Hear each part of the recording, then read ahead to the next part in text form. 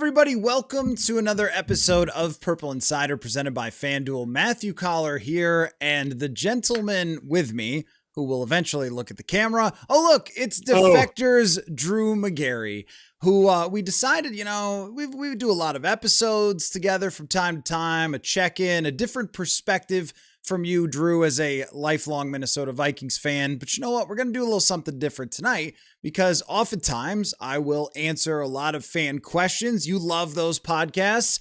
So we're going to give you your opportunity, a little different voice, a little different perspective, answering Vikings fan questions here tonight. So everybody who's watching, jump in the chat, ask Drew Magary your Vikings fan question. Drew, thanks for doing this, man. Good evening. No, it's great. I mean, I should be, this time of year, I should be thinking about basketball. And yet I keep thinking about this team that has made like one significant move in like the past 3 months.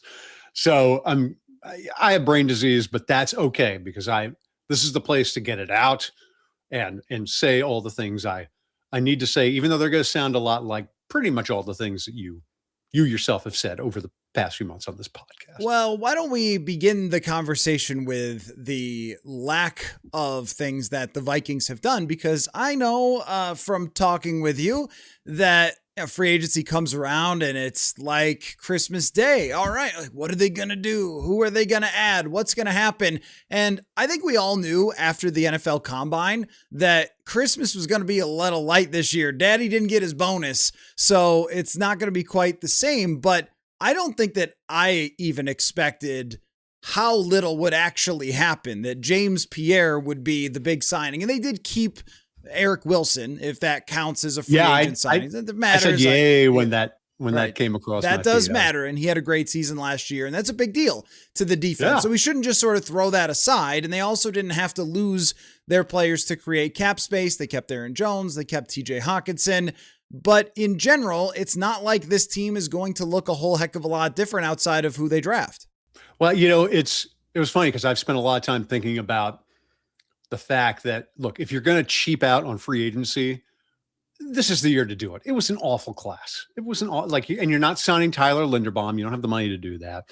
And so I'm stuck, trying to think to myself, okay, it seems like they have very wisely, strategically decided not to throw money at a problem this year, because that's what they did last year and it didn't work. So they know they have to go back and just build through the draft. And I believe Mark Wilf said something like that. It was Rob. Recently? Yeah, Rob Brzezinski said he believes in building through the draft. Oh, yeah. Because Mark Wilf last year, I remember there was a quote from Mark Wilf that said, well, we realize there are ways other than the draft to build a team, because we had just gotten our own supply from the free agency prior to that. And so, that now I'm left wondering, okay, have the Wilfs sort of learned, how to spend money wisely instead of just spending it, right? And then, okay, are they going to hire a real general manager and make sure Rob is the person who is a direct the direct liaison to them, so that they don't end up clueless the way that they did with Spielman and Zimmer? And I think they had to have been somewhat in the dark about the relationship deteriorating between Kwesi and whoever else was there, right? So, because that firing came late, and it came after your yearly evaluation, like exit interviews and all that. So it's like a little slow on the draw because they don't live in Minnesota. They live in New Jersey, and they're dealing with the shopping malls. And it's like, okay, well, I don't want you to be Jerry Jones, but I need you to have one eye on the store at all times. And maybe that eye will be Rob Brzezinski. We'll see, but I'm sure we'll get into this with fan questions for you, Drew. So why don't we jump right into it? This one, Justin says, skull to you, Matthew. I appreciate that, Justin. Behind you on the Kyler Murray optimism, do you and Drew think that the Vikings can go 12-5 this season, or am I full of purple Kool-Aid? I mean, yes, of course they can. Kool-Aid? Right. Yeah, it's okay. I mean, it's perfectly okay to do that, right? Because anybody can go 12-5. The Jets could go 12-5 next year. They won't, but that's football. There's a high salary floor. There's $300 million spending for every team.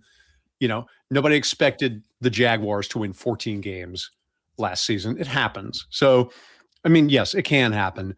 But at the same time, it's not like anything I expect. Like I know better. We all know better, right? So I am now at the point where I am quietly very, very excited to watch Kyler Murray in this offense without talking myself into being like, okay, well, it's going to be an exact replica of the Darnold season or the Case Keenum season, because that's just not. I know that the Vikings have a sort of an odd history of these fling seasons happening, but just to constantly expect that is even to do the thing where you're like, oh yeah, they'll win 13 games and then blow it in the first round of the playoffs. Like even that is even that you're being a little bit Pollyanna-ish. So I am tempering myself because last year was such a buzzkill. And I was so fired up for last season, Matthew. I was the most fired up I'd been for a Viking season ever. And it sucked. It sucked so bad. It was probably, 2020 will always go down as the worst season I've ever covered because there were no fans and it was a nightmare and we couldn't go in the locker rooms and everything else. And then they won 7 games. It would be very tough to do worse than that. But even that had some really exciting games. I think 2020 was when they lost at the last second. Russell Wilson coming back against Seattle, the Titans game where Justin Jefferson breaks out.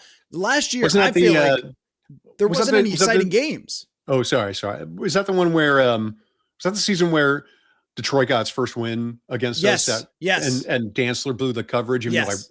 I liked Dantzler ever since he was drafted and all the way through. And even when he went to 7 other teams and got cut by them, I was like, oh, he might get a chance. You never know. Who can stop the relationship between a man and his 3rd round drafted corner that his first impression was good of? But just that, at least that season, as horrific as it was all the way through for everybody, and they gave up 6 touchdowns to Alvin Kamara at the end of the season, at least it had some memorable games. This one felt like, okay, opening night and the win over Detroit, but even a lot of the losses were just miserable. It wasn't like even the losses were, whoa, last second, it was crazy, they blew it 1 score. It was like you threw for 64 yards against the Packers and everyone just got pummeled, right? It was a fish out of water. It was a fish out of water offense. It was just like, it was watching a fish flop around on a pool deck and die because they couldn't do anything. I mean, in that last game against the Packers weren't playing anybody. Right. They still couldn't get a pass off. They still had to, have poor Jordan Addison do an end around to get any sort of significant gain on the ground. So it was painful. And I'm spoiled by this team offensively most of the time. Yeah. Right. Like if you just read the pro day oral history of Randy Moss, the oral history of Randy Moss's pro day was over on The Athletic. Mm-hmm. I was like, oh, this is the exact March content for me. I can just go back to that. But you have I had Moss, went to Adrian Peterson, then went to, and then Diggs and Thielen, and then Justin Jefferson, and I'm missing guys in there, but always a blast to watch.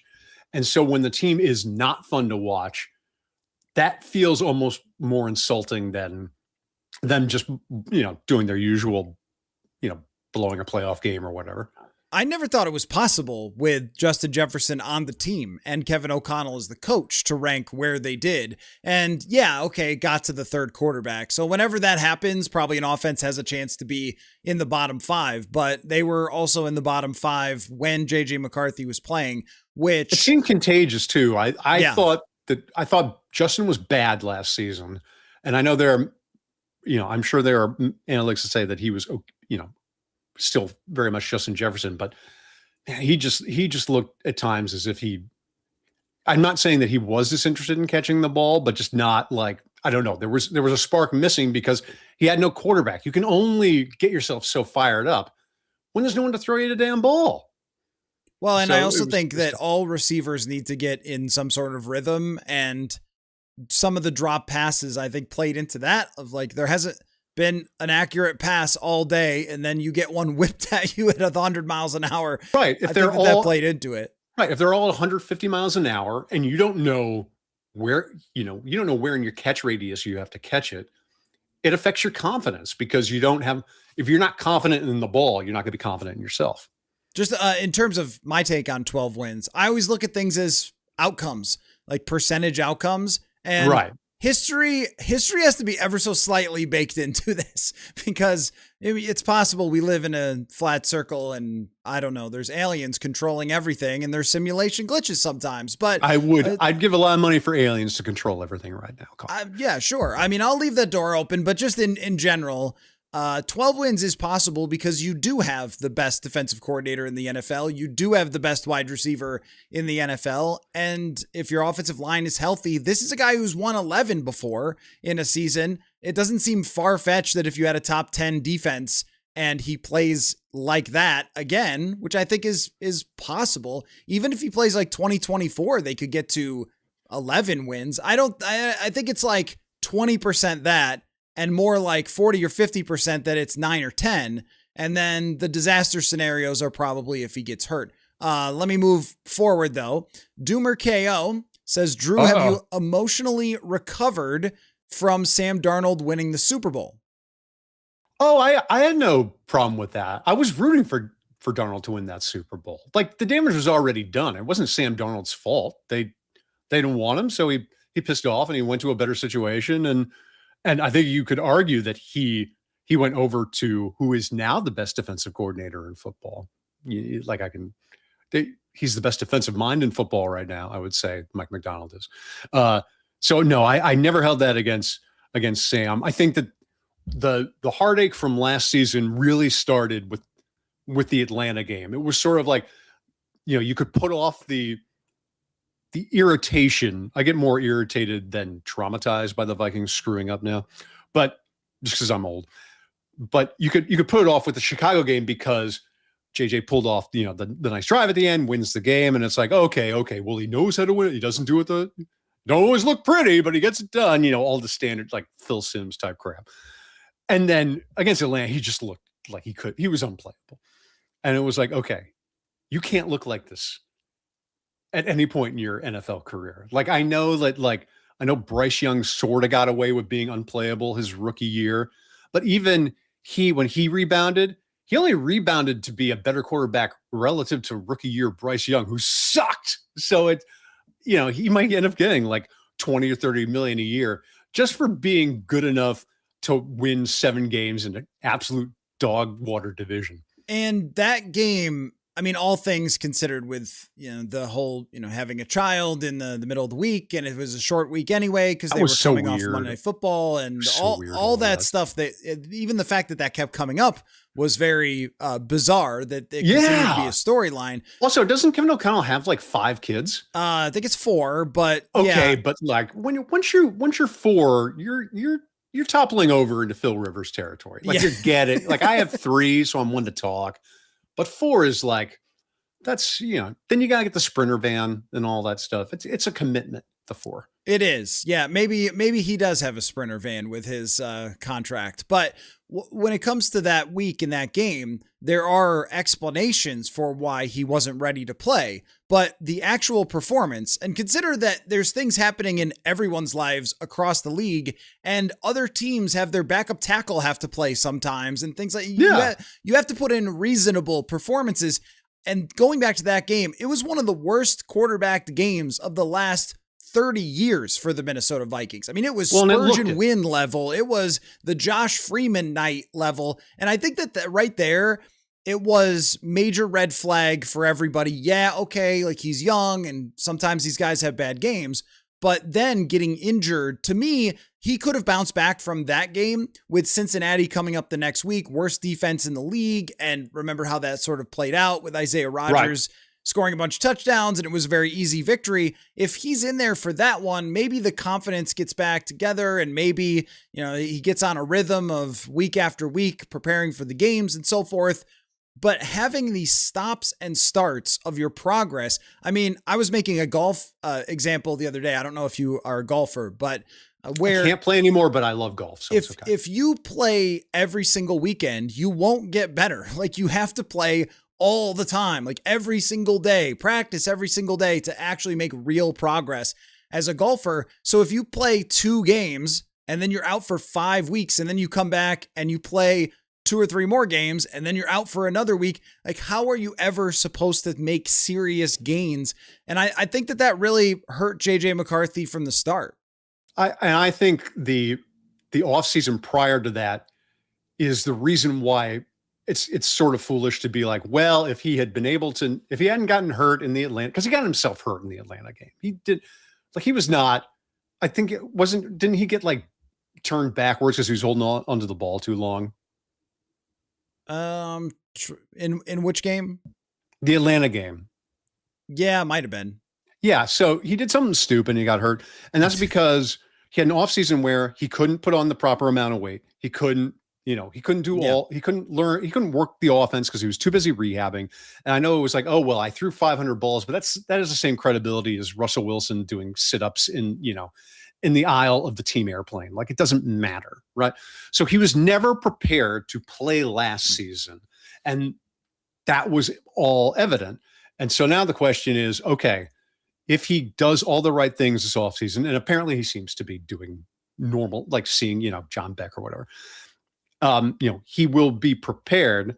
So then the question is, okay, does that, will his failure from last season, is that going to impact his ability to succeed this season with a proper offseason? And I think the answer has to be yes. Mm-hmm. Like, it has to. Like, it's just, you can't just wipe that from your mind. You can't do, Men in Black or anything like that.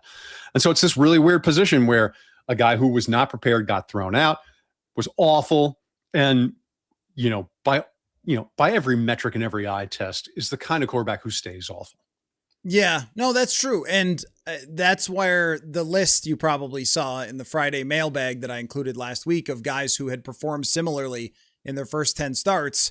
I think there was 4 out of 19 that made it work eventually that were not, I think it was picks 10 to 64. So in his range, guys who had started out like that, the numbers were just not good for potential success. And I think you make a fair point about, the mental toughness element of it was something coming out of college that everybody raved about, but you can't really simulate what it's like to have the pressure of the NFL and the coaches and the locker room and the fans and the media and everything else. It's very different from winning all the time in college. And I don't know if you could ever tell someone. I mean, we asked them a bunch of times, like, hey, so how do you think you're going to deal with that after you've never lost before? Oh, it'll be fine. Sure. Everybody has a plan until they're being mocked. Until they get punched in the face. Yeah. Well, I was going to go with they're being mocked by every single meme account in the universe for calling yourself 9. That was, by the way, question. I liked the 9 thing because I let's get this all out of the way now. I liked the 9 thing. I loved the gritty into the end zone. And I even kind of liked the taunting thing because it's such an old roster. And I liked just that youthful idiocy on the team. And like when he's saying like, oh, I call myself 9, listen, all these guys are so corny. Like Russell Wilson won a Super Bowl and he's the corniest person who ever lived. So I had no problem with that at all. But of course, in this day and age, you do have to watch out for people memeing you because they will the slightest provocation. So that sucked, but I liked all his youthful energy and all that stuff. It was just, he didn't know how to lose. And he also, I believe he said, and you can correct me on this, that his meniscus tear in 2024 was the first time he had ever gotten seriously hurt. Yeah. Okay. So I don't think he knows how to be hurt. Like, I think that he is learning something that a lot of college athletes, like Michael Penix, had to learn this 8 times in college before he got drafted. And so now we're talking about a guy who is in the NFL. It's the first time he's got hurt. And the first time you get hurt is in the NFL. Like, how you gonna learn how to play hurt if that's the first time you get hurt? I don't know. That's something I would worry about. But I've already kind of written JJ off a little bit. So, well, this is the thing about the NFL is all those explanations for JJ McCarthy all point to, I think he just needs time, but the NFL does not have time. And the team that drafts you has to make decisions quickly and they can't give you 5, 6, 7 years anymore. And you can go back to a bunch of quarterbacks in the 80s or 90s or before that who struggled a lot early in their careers Vinny Testaverde threw like 35 interceptions. He was awful in Tampa. Yeah, 35 interceptions, and Steve Young, and there's a lot of guys who worked their way through it. And now there's a lot of NFL quarterbacks who have worked their way through it, but it usually doesn't happen. I would push back on that. I don't think that that's true. I think that guys like Darnold and Baker Mayfield played poorly at the end of last season. I think that I don't think there's another Sam Darnold. And I say that even with, having the highest hopes for Kyler Murray, but it's still that sort of thing. Just, it hadn't happened since Drew Brees, the last free agent QB to win a Super Bowl, right? It doesn't happen. And there's a reason why it doesn't happen. And I don't think it's because of the accelerated growth curve for NFL quarterbacks, because most quarterbacks who are rushed into action, they still show you something. Yeah. Zach Wilson beat the Buffalo Bills. Like, it happens, right? So you got to show me something. And I'm not talking about like one drive per game or like a couple of neat throws per game. That's not enough. That's breadcrumbs. That's nothing. You got to give me substantive games, quarters, halves, big pieces of quality play so that I know that you can maintain it. And there was no sign that he could maintain it last year. Yeah. And you're right about that there was no high end type of game. I mean, we were celebrating 200-yard performances, if even that. And when you have a QB who can't throw for yardage, it sucks so bad, Coller. Yeah. Like, at least Kirk could throw for yardage. When you can't get passing yards, it's so painful. But I was thinking along the lines of like Ryan Tannehill seems comparable to me, where the start of his career is pretty rough, and maybe he had some moments in Miami, but it's not like it was ever really great. And eventually learned how to throw with touch and learned how to manage an offense and got in the right spot. But you're right, when it comes to Baker Mayfield, was he elite? No, definitely not. And that's the thing about McCarthy, where people have had this sort of talking point of like, well, we got to find out more about McCarthy because the high end might be very high. It's like, I think that's actually kind of off the table. Can you make it? Sure. But the high end is probably off the table if you didn't see any of it over the first 10 games. Cause in that way, there's no examples of it. There are plenty examples of the guy struggled early on. This is the Bryce Young thing, and then eventually made it. But if they played him this year and he went 10-7 with 19 touchdowns and 14 interceptions and 3,200 yards, then what do you do? Like, then then you're in the Bryce Young spot where they made the playoffs and they're spending money around him, but you've got to know that guy is not ever going to take you to a different level. So now you've got to plot for a different quarterback down the road so you don't have to pay Bryce Young, but you're not going to be drafting quite high enough to get the top guy. And then you just end up getting caught in the middle, which I think is maybe the best possible outcome for a year two for JJ McCarthy. I mean, we haven't seen, other than number 1 overall picks, it go from really bad to really good fast, but we're talking about like a Jared Goff, and McCarthy had the supporting cast to perform at least a plus level. Let me get to some more questions here. That was a question about Sam Darnold is where that began. Doomer KO, how much Kyler Murray have you watched? Yeah, that's a good question, because you were talking about the 2020 season, and 2020 was the season where, of course, the Hail Murray, and I was like, oh, okay, well, my favorite non-Viking is Kyler Murray. I love watching Kyler Murray play. But then what happened was, he gets hurt, and then his relationship with the team dissolves. And I'm like, okay, well, the Cardinals sort of blew this, and he might suck, like, as like a person, like he just might be just, and the Call of Duty stuff and all that, that was essentially a meme that people now treat as fact, right? But, I wasn't inspired any other time I've seen him play over the past, 2 or 3 years. And that includes 2024. I have no memory of like being like dazzled by Kyler in 2024, but it's all a good, JJ set the bar so low last year that it's like, I am much more comfortable, hoping that the highest potential of Kyler Murray is evident next season rather than the highest potential of JJ McCarthy, because it's not even close to being equal. So I think that the issue with Vikings fans trying to play catch up on Kyler Murray is that everyone has seen so little of him. And I mean, asking people, hey, go back and watch these full games on your free time. Like, it's just, it's a big ask. But when it comes to 2024, there was a game where he had 6 big time throws and they beat the Rams 41-10. Like, he's had these moments, even watching his 2025 tape, which is only 5 games, but I've done a couple of film breakdowns for the newsletter, and there are wow plays all over it. But most people's consuming of Kyler Murray is, let's go to red zone and, hey, in Arizona, Kyler Murray threw a touchdown or something. That's about it. Or like the Arizona Cardinals lost by 36-30 to Carolina in overtime, which happened in 2024. For like the stupidest possible reasons they lost every game. Actually, now I know what it is from 2025. It's that Titans game where they win easily if the guy just goes into the end zone and then he decides, he's going to fumble it. And then they have a fumble where they score a touchdown and you're like, this team is a joke. So that's all a lot of people have seen of Kyler Murray recently, because he has not gotten any TV time. That has to be the least televised NFL franchise, the national TV, I think, in the entire league. I mean, they may have had a couple of Thursday nighters. After the 2021 season, there was a few times where they were on, but it hasn't been much over the last few years. It's a mercy. It's an act of mercy on behalf of the league toward us that is the case. Right. So that's why I've been trying to put in a lot of time watching back his film and trying to understand, like, where is he at?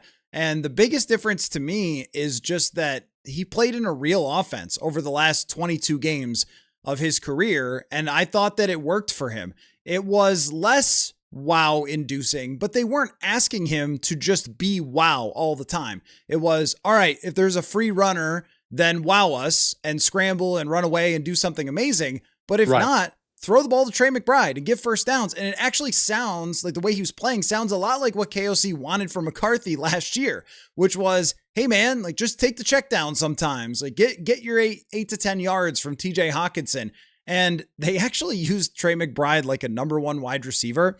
And there were a lot of times where I was like, that's a Justin Jefferson route run by a tight end because they have no one else.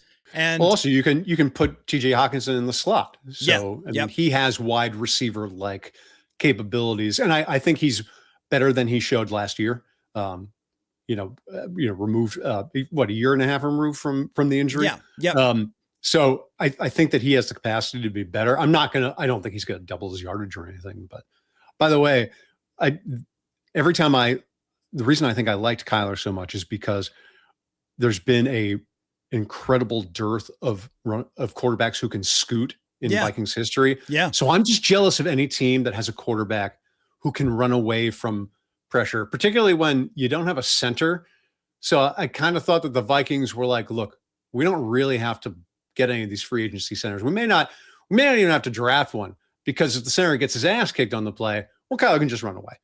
I mean, that's really true though. Like that was one of the biggest team building gaffes of Rick Spielman, is getting a center in Garrett Bradbury that was not able to create a really good pocket for Kirk Cousins. And I remember researching this on Cousins. I'll get to the next question in a second, but researching this on Cousins, and it showed pretty clearly that all of his guards performed worse when he was their quarterback, and that higher percentages of pressure came from the guard position than tackle. Now, some of that was because he played with Trent Williams, and that helped a lot in Washington. Yes. But even in Minnesota, it was that way. They didn't have necessarily a great left tackle when he was there, and yet it was up the middle because he doesn't move in the pocket. He doesn't scramble. He's not going to escape when someone loses there. And yet they had a center who was a lightweight there. And at least with Blake Brandel, when you compare, this is why I think they've done it.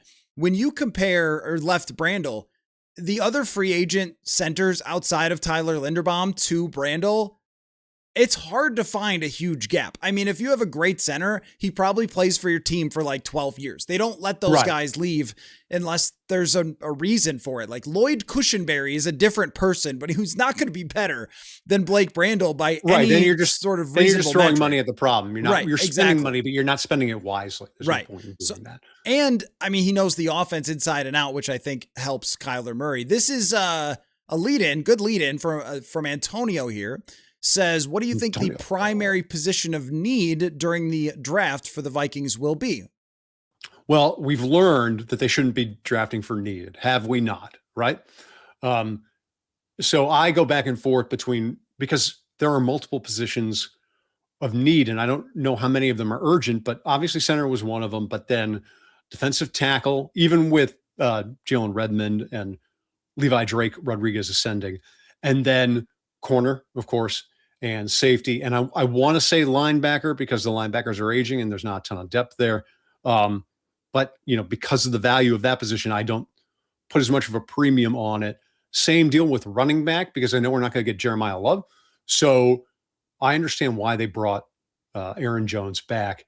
And I have a sneaking suspicion that if they don't draft anybody, it's because they're going to just grab somebody who gets cut in August. Okay, a follow-up here from Edwin says, if the Vikings stick and pick, who do you think that it will be at number 18? Oh, I'll go with Dylan Thieneman, right? Everyone's got the Dylan Thieneman. Yeah, everyone's mocking him to the Vikings. So, like we already know that some of the, I don't think like Mansour Delane just had like an insane pro day. He's not dropping, right? Yep. Was Avian Terrell the Clemson one? Yes, he could be there. But he's a corner from Clemson, and I have, it's like with Georgia safeties. I have a little, little reflex in there that makes me like, This one from Aaron Drew. Do you see McCarthy this year QB2, QB3, or traded? Yeah, I thought maybe I was hanging on for at some point this winter, like the news of a trade. I thought what they really wanted to do was swap him out for Anthony Richardson, and not necessarily via direct trade. Like maybe they would have to give up more to get AR, whatever. I don't care. And I suspect that they wanted to do that, but then are now in a position where they kind of can't do that. And so you were mentioning, the Alec Lewis report from the other day where you said that they were happy with JJ, or JJ was progressing or something, like they were leaving the door open for JJ. Well, yeah, I think that's because there's no other choice for them. They have to be nice to JJ because they're stuck with him, unless they cut him in camp, and they're not going to do that. You're not going to cut a guy you drafted 10th overall. And it's also why, the Breer report about how they said, oh, they wanted, when they brought in Coller, they were like, okay, well, we definitely think you could be here for a very long time. Well, yeah, it's a recruiting visit. Like, of course you're going to tell them that. Like, I know they meant it because they don't have any other good quarterbacks on the roster, but at the same time, if he sucks, they're not going to hesitate to turn around and stab him in the back and send him packing. They sent Sam Darnold packing for far, far, far, far better. I think that it's up to him. I think if JJ McCarthy shows up and he looks a lot better, and then they can go, well, maybe a full offseason where he wasn't recovering from a knee injury was what he needed. And some California air in the winter, and some John Beck throwing camp magic or whatever it might be. But if he shows up and looks a lot better, and the other thing too, the throwing is one thing. Not being able to execute an offense and having your offense commit 8 false starts and having to dumb things down, I think that was even worse than the throwing. I believe that Kevin O'Connell fully thinks, and he probably can, that he can improve that throwing over time. But for a coach, that's the one thing that is like the unforgivable sin, is to not be able to go out there and execute an entire NFL offense. And when I was watching back Kyler Murray from last year, what people have to understand about Murray's early offense is an offensive lineman that played with him, Justin Pugh, said in a podcast that when in 2021, they were going on first clap. Like, that's how simple, like Cliff Kingsbury. It was a college offense. It was a college offense, which is ridiculous, honestly, to run in the NFL. Yeah, college offenses are dumb. But then he said, when you watch him in 2024, it's a really good interview with a friend of mine, Alex Clancy, from a year ago when Murray was playing well early in the season, I think. And he's talking about how what he sees now is a lot of motions and definitely like a full cadence and everything else. Like, he was playing real quarterback. And I don't think he'll have any struggle with getting the offense, but McCarthy has to come back and show, I can run every single play, every single call on time, or they're going to play Carson Wentz because he knows Carson Wentz can do that. Right. Let me get to the purple filth who says, ooh, I like that. Yeah, I know the names. I don't read them sometimes before, and then I get halfway through and I go, uh-oh, This is a name I Then should be you're reading. the one who swears and you didn't even Yeah. realize. Says, do you think the Frank Smith hiring will have an impact on the draft when it comes to running back? If so, how high do you think the Vikings would be willing to draft one? No, I don't think it has. I don't think it'll have an impact on the draft. I think it will have an impact on play calling and play design. So Frank Smith was really, really good at getting speedy backs into the defensive backfield, and that will be his task again. And as old as Aaron Jones is, and as limited as Jordan Mason is catching the ball and pass blocking, I think that he will have more success getting big gains out of those two. And then whatever, Xavier Scott or whatever, whatever slob they bring in as the RB3, I think that he will design plays that get them more space to run in. I think that's why Kevin brought him in and even made him. I don't think he would have given the guy the title of assistant head coach if he was just going to treat him like window dressing. I really don't. Right. Well, and something to think about with that is in Miami with Tua, he played almost exclusively in the shotgun. So a shotgun run game. The Vikings have had an under center run game for the most part over the last couple of years, and they've had a lot of CJ Ham in their life recently. And it was, Sam Darnold running play action out of that. Right. But with Kyler, it's not that he hasn't done it, and he definitely did in 2024 and 2025. But if you're bringing in somebody like that who understands how to run wide zone out of a shotgun, that might be something that helps for them. I would also I'm going to throw out a name that I like for them and that makes a lot of sense, which is Demond Claiborne from Wake Forest. Crazy fast 40, explosiveness. That's what I think they're going to look for, is like those blazing fast type of guys. If you go watch his highlight reel.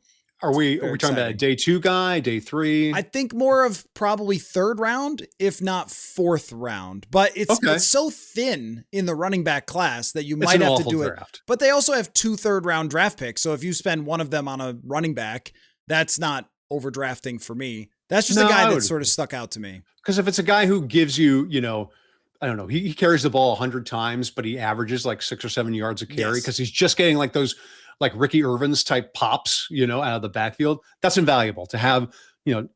I know how much KOC values explosives. And so I think the problem was he was never getting enough running explosives for his taste. So it was always just, okay, if I want the explosives, I'm just gonna have to pass the ball 500,000 times. And I think the idea with Frank Smith is to make that a lot easier. And also, with an intact offensive line, which is never a guarantee. And if you really want to throw the ball 500,000 times, then you need a pass blocking running back, which is why Ty Chandler ended up on the sideline, despite the fact that he was the most explosive player on the team in the backfield. So it's going to have to be somebody that you trust and believe in, but probably that's more Jones, because Jones can stick guys. He's right. Good. That's why you should draft for that role that you're talking about. It's like this guy comes in, he runs 75 times in a year, he averages 6 yards a carry, and it's a lot of fun, but you're not going to have him as a number 1 type of guy. I could see that in the middle rounds. Aaron asks, Drew, any young guys on the team that you could see taking the big step? Felton, Ward, Turner, like who are you intrigued by? You are a guy who loves the way down on the roster person. That's you. Well, yeah, because it's this time of year you get bored. So like all the starting positions are set to go. So you just spend the rest of your time, sort of haggling over, who's going to be the best 3rd linebacker or whatever. No, so I don't think it would be a surprise for Dallas Turner to emerge next year. I can't pick that because I don't think that's an upset. I think that's an expectation. Yeah. Regardless of whether or not they trade Jonathan Grenard, and I don't know if that ship has sailed or not, but I expect a lot of things from Dallas Turner because I was so bullish on him prior to his rookie season, which was a mistake because he was so young and so undersized at the time.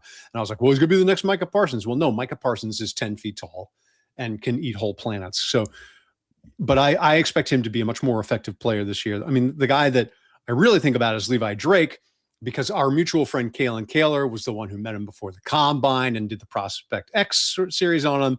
And she just adores him. She just thinks he's the bestest guy in the whole wide world.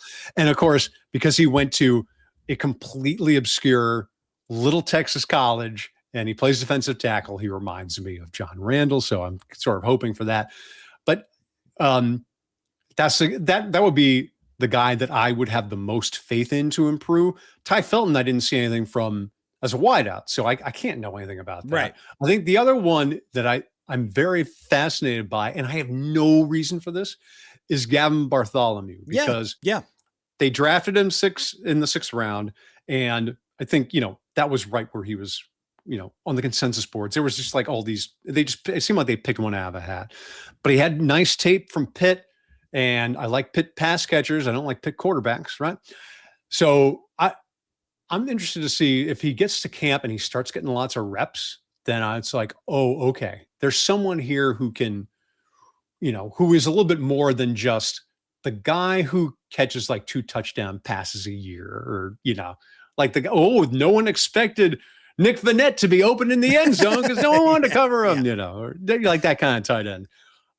If he's the kind of guy who can get like 300 or 400 yards, then that is cool. And that's the one I know the least about, which is why he's the one I have the most hope for. Because I've seen like Michael Juergens play.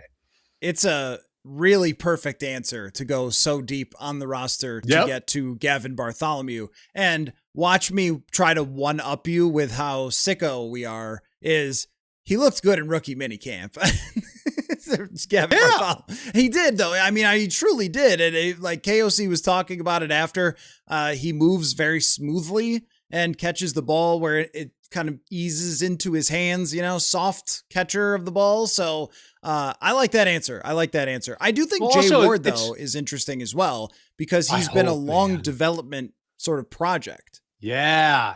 I would kill for him to emerge, because I'm not making fun of you, but like Theo Jackson got talked up a lot last year. He did, he had that interception. The whole defense was so happy for him because he just got that dog in him and all that.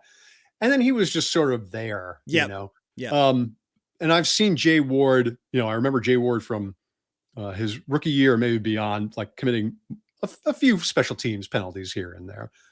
But now, when he flashed last year, it was for making like a really bitchin' tackle. So that's cool. Yeah. Well, with Theo Jackson, it's happened so many times where they've had a guy who's developed on special teams. They really like him, and he's super high IQ, and he's going to play next to Harrison Smith.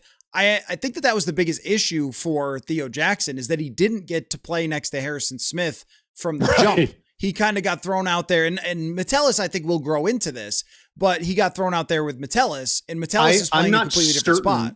I'm not certain about that on Metellus. I didn't think he had a good season last season. Yeah. And it's because he was playing out of position. Yeah. It's the same deal with Byron Murphy. So I really do want, if it's not James Pierre, who is that more consistent boundary corner who can allow Byron Murphy to kick back inside, they got to draft somebody, and they got to draft him high. Okay. How about this from Eric? What would a good draft look like for you? Hoping for some combo of wide receiver, corner, safety, and D-line in the first 3 to 4 picks. So what does a good draft look like in the first 2 days for the Vikings? I mean, the easy thing to do is you say, oh, okay, it's like you just do sort of the position checklist. Like, oh, okay, we got a safety. Oh, okay, we got a running back, and we got a corner. But it's really more, it's, players who really excite me when I see them on tape, regardless of what position they play. So for example, if they get, if Jeremiah Love drops down to them and they draft Jeremiah Love, it may not actually be the most prudent thing to do if there's, some really good corner or something like that. But, to see somebody who has explosive playmaking capability, and regardless of position, that is what I would consider a good draft. And I don't mean that to be a cop-out, but there are guys that that give you that sort of excited feeling when the team drafts. Like I felt that way about Jordan from his tape. And then also when I knew the second he came out of the green room at the draft, and he was wearing the suit that he was wearing, I was like, oh, he's going to be good. And he was good. He's not so good at driving an automobile, but like the actual receiving part, very, very good at it. Well, maybe he is good at it since he didn't crash at 140. My car, a Honda Civic, starts to shake at about 78. So, oh, dude, terrifying. I don't think I would be willing to crank it up that much. But not I either. I feel you on that, because I think about this as in, you need to get freakier as a team. Yep.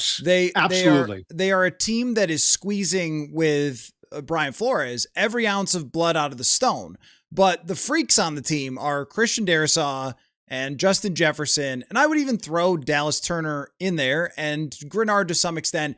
But it's a lot of, hey, Metellus was a late round guy. And, we're talking about Jay Ward or Theo Jackson or Eric Wilson is an undrafted guy. And we're getting every single ounce out of him. Well, and Jalen Redmond, the same thing. How about a Caleb Banks that's like 6'6", 340 pounds and throws human beings? Like, you need a little more of that. And this draft doesn't have oodles of it, but I think it has. I think it has sprinkles of it where you can find a safety who runs a 4.3 and had 8 interceptions in college and things like that. McNeil Warren, the way he moves, even if they were looking at someone like him. Yeah, him and Thieneman had a little.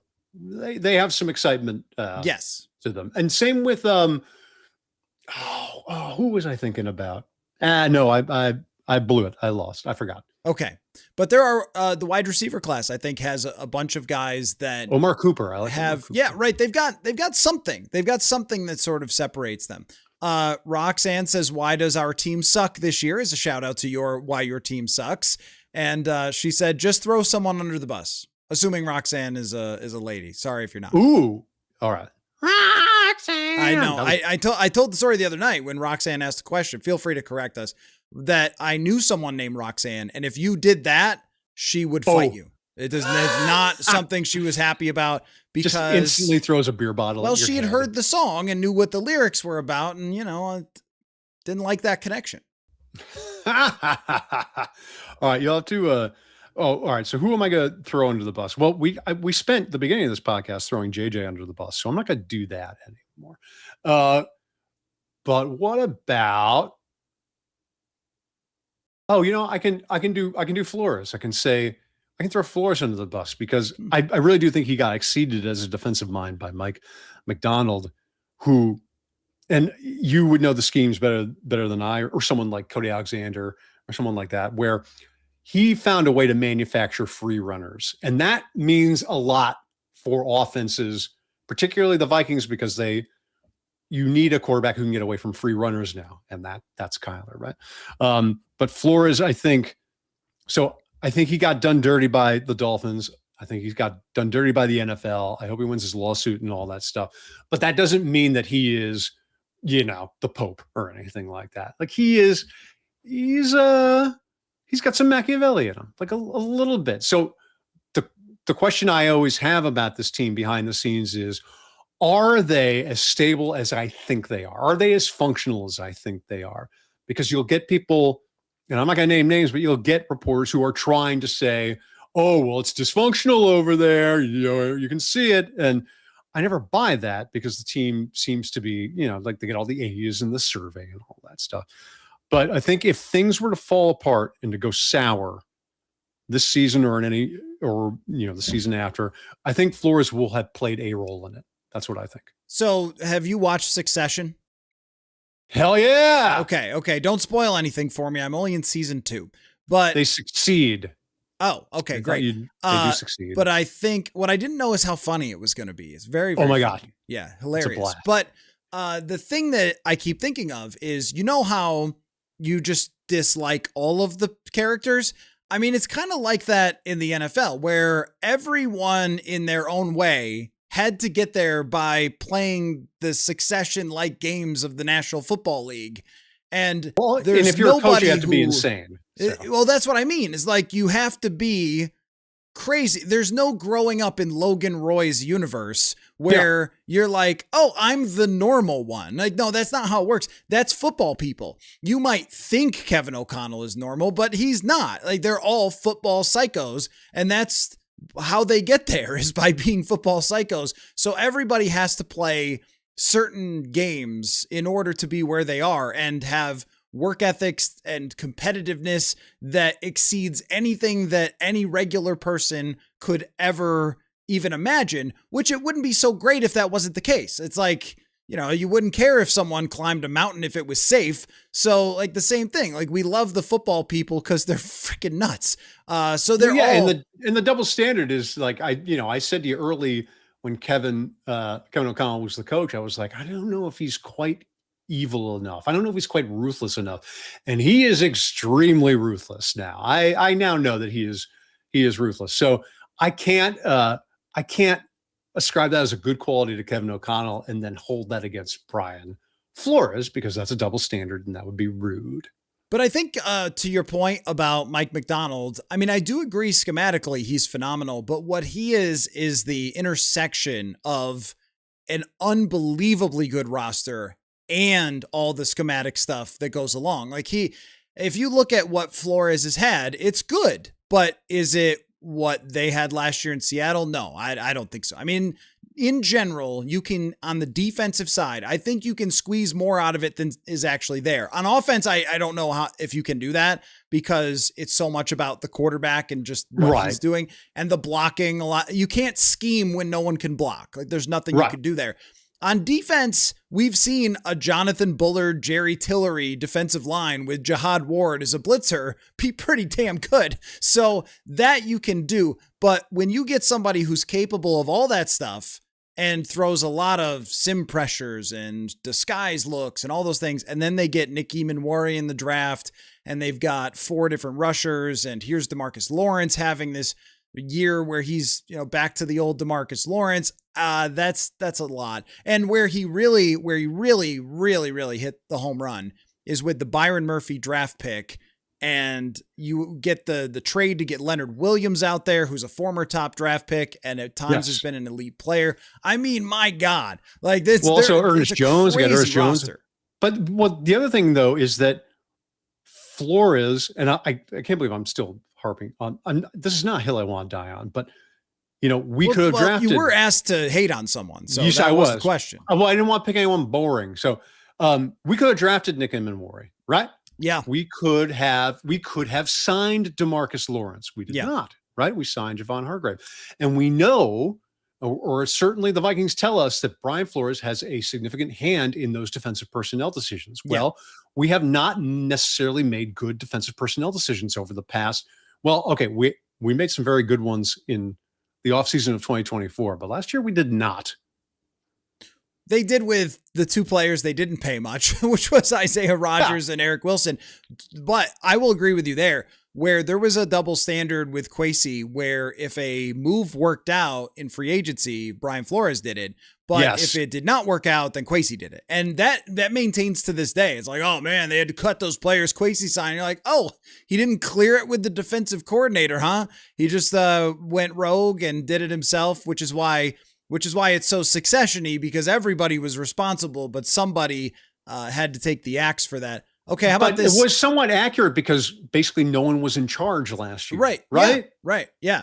So, I mean, you can't ascribe one player, one move to one guy or whatever, but it was all very confused, which is why they ended up firing Kwesi, because he just wasn't someone who had the force of personality to put it all together and is maybe not allowed to have the force of personality. I don't know about any of that. Okay, from Matt Vrick. If Jordan Love is a socially acceptable Kirk Cousins, which I've quoted you on this a number of times, how do you equate Kyler Murray? I don't think he has anything to do with Kirk Cousins because he's fun to watch play. And Jordan Love is fun to watch. He's more fun to watch play than Kirk Cousins, but he's an automaton. Like there's a spontaneity lacking in his game that puts me off. Of course, also he's a Packer, so I hate his guts. So, this is not exactly stuff. But I would say, if Jordan Love was going to is as good as everyone says he is, he would have accomplished more than he has accomplished now. And he hasn't. I think he is the guy that he's going to be. So Kyler, in that sense, would be like Kirk in that he comes here and he is exactly the person that his detractors warned you he was, as opposed to the person you think or the quarterback you think he's going to be for you because you're different and your team is special. So that's not like, I don't have I couldn't do like, oh, Kyler's the poor man's Lamar because Lamar's really good, and that's not like I would kill to have the poor man's Lamar Jackson. So I'm not as good of a creative mind as you when it comes to this, but I do think that they are oddly similar, which makes no sense at all. But they both will. And Kirk would do a lot of exciting things. He would throw for 350 yards and 4 touchdowns and stuff, right? He would have comeback wins in 2022. I mean, what did he have? Like 8 game-winning drives or something. He wouldn't do it the same way as Kyler will do it. He would do it. And it wasn't ever an important game either. It was always, you're losing a lot to have to come back all the time, right? So that was always a problem too. But what? Your Arizona boy who said that Kyler is like Kirk and that when you really need, when you're down 4 in the fourth quarter, he's going to give you a 3 and out. That really stung. I did not like hearing that. And he said he couldn't remember too many times that they had victory formation, which was exactly how it was with Kirk, where it felt like every win was at the last minute and every loss was at the last minute. And I think we're going to have a lot of that. So even though there's this scrambling element and he's very accurate and everything else, when he's pressured, his numbers are wild when he's pressured. Early in his career, there are times where he's top 10. And then there's times where he's bottom 5 in the entire league. Because if you're a scrambler and you're not Josh Allen, who just runs over people, it's like it either works amazingly or it doesn't work at all. And it's horrible or great. Because the number of launch points you have when you're doing that, when you're constantly running away from pressure, you're throwing from an infinite number of places on the field. Well, you're not going to have consistent results if the place you're throwing from is not itself consistent. It works if you're, every quarterback has to have some pocket ability, regardless of their ability to scoot. But then it's, once you abandon the pocket, do you have a consistent way of doing things outside of the pocket that your linemen, your receivers, and your coaches all kind of understand? Because that was actually an issue with Russell Wilson in Seattle, where he would take off, but then people wouldn't quite know where his linemen wouldn't know where the hell he was. Yeah. Right. Yep. They don't know where to block because they don't know where the guy they're protected is supposed to be. So I think that's what affects those numbers. And I'll be interested to see if the Vikings can coach him into more consistent out of structure habits, as oxymoronic as that is. All right. Next question from Slim Bo Boogie, who jumped in with a super chat. Really appreciate you for that. Says his 2026 NFC North head coach quarterback ranking. So combos is number 1, Caleb and Ben. Number 2 is Kyler and KOC. Number 3 is Love and LaFleur. And number 4 is Goff and Dan Campbell. I don't think I could put Goff and Campbell 4th, considering the success they've had offensively. But how would you rank the coach and quarterback combos? Well, you have to put KOC and Kyler last because you have no sample size of them. Right. Like they're essentially NA, right? And we're just going off of projections of, seeing cool Kyler highlights and what KOC's done before, but we don't really know. So, I mean, at the top of it, are we talking about, and I hate to waste more time because we should wrap up anyway, but does he mean for the extended future or just for this year? Like which is the best combination? I think just for this season would be how, because he said 2026. So just for this season. Okay. So I would have Caleb and Ben at the top. I would have Love and LaFleur second, even though I don't like either of them. And then I would have Goff and Campbell third, because I think Goff is falling off. And I think that Detroit, of all the problems that Detroit has had last season and then during this offseason, their biggest problem is that they have to start planning now for life after Jared Goff, because I don't think he's much longer for being the effective quarterback that he has been. And the other thing is that he sucks under pressure. So, and their offensive line has gotten demonstrably worse. So this is going to be a problem that if it does not bite them in the ass this year, it will almost certainly bite them in the ass in 2027. They have to get ready for that. And then I would have KOC and Kyler last, simply because we just don't know. I can't know. Okay. I'm going to ask one more question from the chat. and then You I got have it. my own question for you, and then we will let you get back to I don't know what you do at Defector. Write I stuff. ain't doing. Write I about ain't doing. I don't know what coffee you drink or something. I don't know. I have written about coffee. I'm just that boring. It's true. We did have someone in the chat had read your book and enjoyed it. Your book Hey! intimidates me. It intimidates me. It's a scary Which story. book? Oh, but I don't use like big vocab words or anything. Okay, well then maybe someday. It's easy to read. Doomer KO asks, who is the starting quarterback week 1, 2027 for the Minnesota Vikings? Kyler Murray. It'll be Kyler Murray. And I think that's one of the best case. That is the best case scenario. I think that's the one most likely to happen, because if Kyler excels and plays well, they're not going to let him go like Darnold. They just won't. For the PR would be so awful. They're never going to do that. But at the same time, my greatest fear is that, this year is a year where all 3 quarterbacks start games. None of them look good, but they still finish like 7-9. So they can't grab any of the good dudes in the 2027 draft, right? That would be by far the most typical annoying thing to happen, which is a very Vikings thing to happen. Well, but I think Tyler will be good enough to stay. Because that's realistic as a scenario, that is one of the arguments to still trade Jonathan Grenard, is if you could get 2027 draft capital.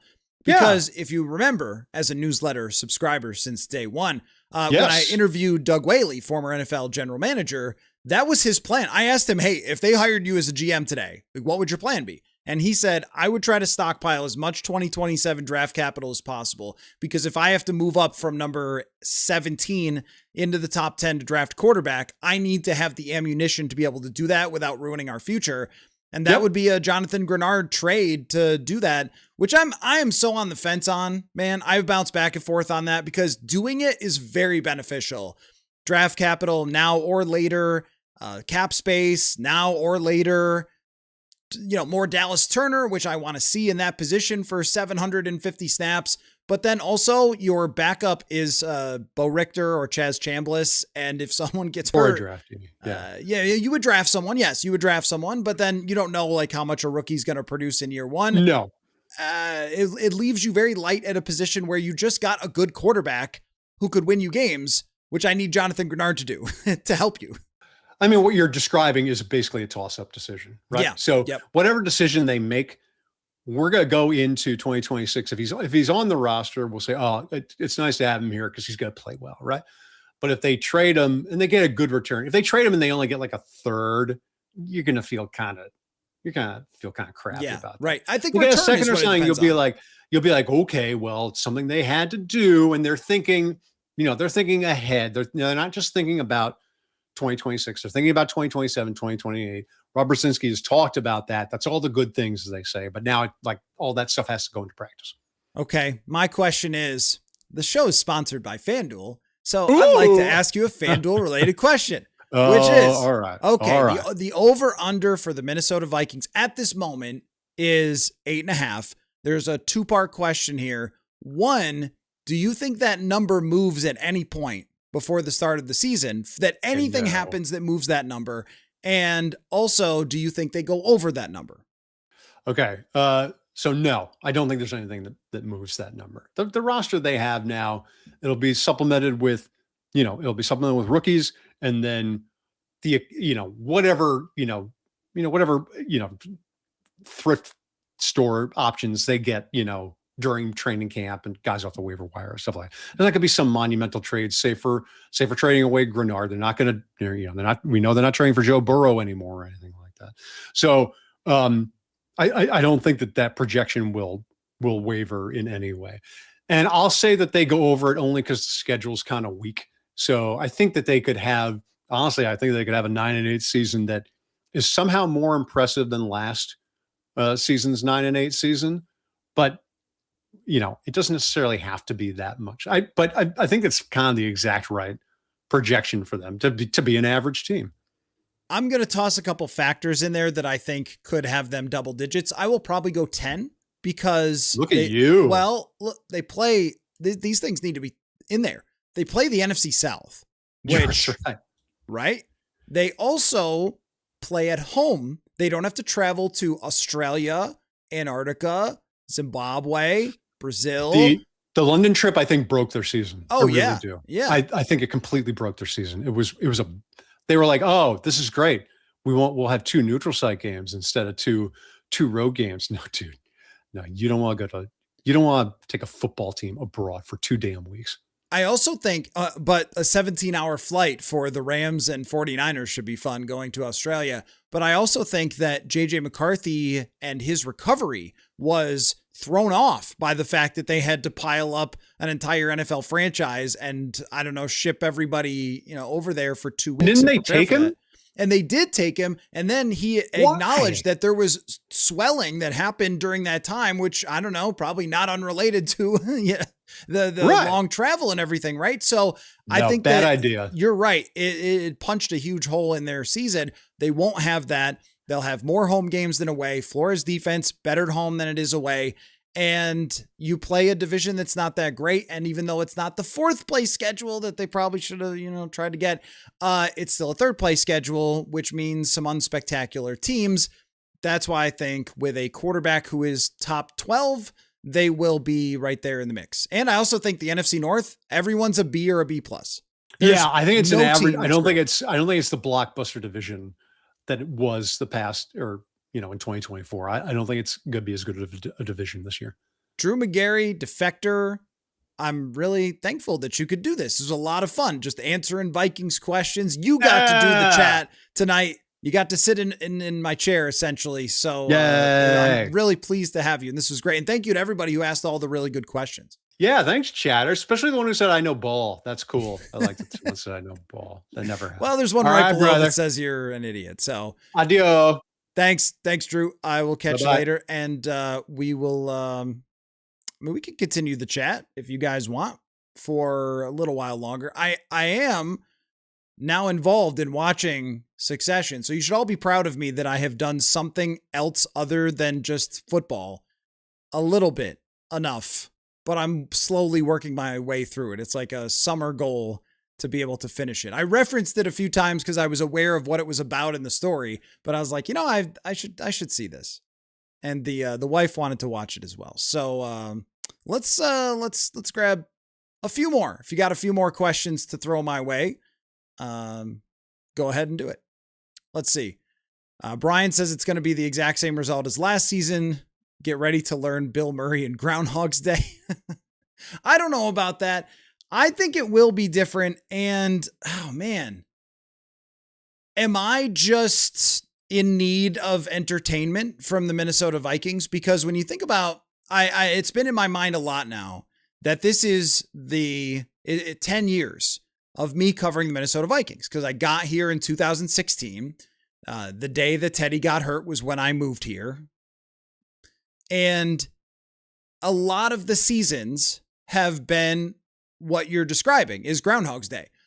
And if we go through them, 2016 is a middling season where you missed the playoffs. 2017 is incredible. 18, middling. 19 is okay. And they win a playoff game, which is more than they've done recently. But was it a great season? I remember it being a slog of a season in 2019. Even though they were a good team, they didn't have a hard schedule. Every big game they played, they lost. No one really believed in them. And then there was a flicker of a playoff win that went out in the first quarter against the San Francisco 49ers, or at least by the end of the first half, we knew that wasn't happening. 2020 is middling. 2021 is middling. 22 is a very exciting and interesting season that I think everybody knew the whole way wasn't that great. It was more like a 9 or 10 win team. Then after that, it's another middling season. They're 4-4. Kirk gets hurt. They stumble to the end. 2024, very exciting, ends in awful fashion. And then last year's another middling season. So out of 10, how many of that is just years that were kind of forgettable and had their moments, but you miss the playoffs by a game or two. You don't draft that high. I think, is it right that the entire time I've covered the Vikings, the only top 10 pick is JJ McCarthy? And they had to trade up to get him. So they've never even been that bad to the point where they're drafting somebody that is the mega star, next great player. It's always, well, hey, they're 12th and then they trade back to 32nd and then they draft a guy that doesn't work out. Or it's, well, hey, they're 18th and they have to hope and dream. Now, they've drafted some great players in Darisaw and Justin Jefferson, of course, the generational wide receiver. But even then, with Jefferson, I mean, they weren't drafting that high to get him. And the odds of getting a Justin Jefferson at that point are very, very low. And you could make an argument that Jefferson being so good costs them probably getting those top 10 picks and resetting at quarterback and all those things because he was so freaking good. In 2020, if they don't have Justin Jefferson, how many games do they win? Like 4, 3? They would have been horrific that year, but he drags them to a few wins. They get to stay in the middle. Mike Zimmer keeps his job and they kept doing the same Groundhog Day thing. So it does feel that way with Kyler Murray. But the only reason that I think it has the potential to be different is just the talent that this guy has. When you go back through his history, the Heisman Trophy, the start to his career, not his rookie year, but 2020, 2021, the stretches where he is just downright fantastic, at least open the door for this being different. And I know that people have said this, and national writer Matt Verderam on the show last night said, well, hey, the Cardinals got rid of him for a reason. And I get that, but the same thing goes for somebody like Sam Darnold, where, yeah, the Jets and the Panthers got rid of him for a reason. But even when you went through his Panthers and Jets careers, and he was much, much worse than Kyler Murray's been, there's stretches. You can see it. You just can't see it consistently all the way through a season. And that's where with Kyler Murray, how do you make that happen? Can Justin Jefferson make that happen? And can the schedule make that happen? Which I think also played into 2022 and 2024, where they maybe didn't have the best schedules. Can home games make that happen? Can Kevin O'Connell's coaching, can an improved run game, can blocking, can defense make that happen? Because I wrote today over at purpleinsider.football about Kyler Murray's supporting cast through his career. And one thing that stuck out to me was that the Cardinals are nowhere close defensively. And then for their receiving grades by PFF during his career, really only 2 seasons where they were decent in terms of receiving grade, where the Vikings, because of Jefferson, because of Addison and Thielen previously, going back, not last year, but going back before that, I mean, the Vikings receiving grades have been consistently in the top 10, if not the top 5. That's different. So I did the averages of like, what have the Vikings been rated by PFF since KOC got here? What about Kyler's career since 2020, just kind of throughout the rookie season? And it was like 17th was the average for receiving grade for Arizona. And the Vikings, their only year that was bad was last year. And it still worked out to being in the ballpark of top 10 on average. So they have the capability to be one of the best groups receiving wise. They have the capability to be one of the best defenses. And this is how you talk yourself into Kyler Murray being not Groundhog Day. And I also think last year they had a really tough schedule. I mean, they had to go out to the Rams. They had to play the 2 games overseas. I thought that it was actually a hard schedule last year that played into their failure. They had to play Green Bay with Micah Parsons, not without Micah Parsons, which might have made somewhat of a difference for them. It wasn't the easiest. And also the order of operations mattered too. Like they started out with a couple of tough losses early on. What if they had played, I don't know, a Washington team that turned out to be really bad earlier in the year? They could have got them back on track or something. So it was a tough division. Every team was good in the division. Nobody fell off the side of the earth. All of these things play into whether something works or not. I don't guarantee that the Vikings are going to be, an incredible team this year and win 14 games. But I do think that the upside of this team with good health, with a schedule that looks favorable, with a lot more, with one more home game than away game, it does line up. And I also think that Jefferson and Murray line up in terms of their talents. I know that Jefferson is a downfield wide receiver, but he's also an everything wide receiver. He didn't just catch downfield passes from Kirk Cousins, who had a reputation for not throwing into the tightest windows, but being very, very accurate and timely with his footwork. So when you start to add all those things up, it was not that long ago that Justin Jefferson went for 1,800 yards and was the offensive player of the year. Like, that's still in there. If Kyler Murray gets that back with Jefferson, then I think they are a 11 or 12 win potential team. That is a high bar to set. And I don't think it's the most likely thing that will happen, but at very least him showing up here, Kyler Murray, gives them a chance for that to happen. If it was Geno Smith, if it was Kirk, if it was Rodgers, I saw Joe Flacco. Did you guys see Joe Flacco today?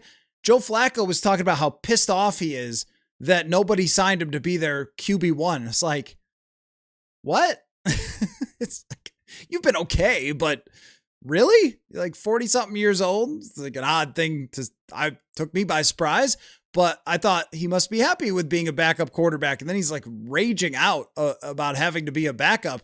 Like, dude, didn't you like retire a couple of years ago and then got comeback player of the year? Weird arc for that guy. But if he had been the starter, you'd be pretty down on that possibility. And with JJ, we would have no idea what it was going to be. With Murray, I think you can, based on his history, predict what it could look like in the best case scenario.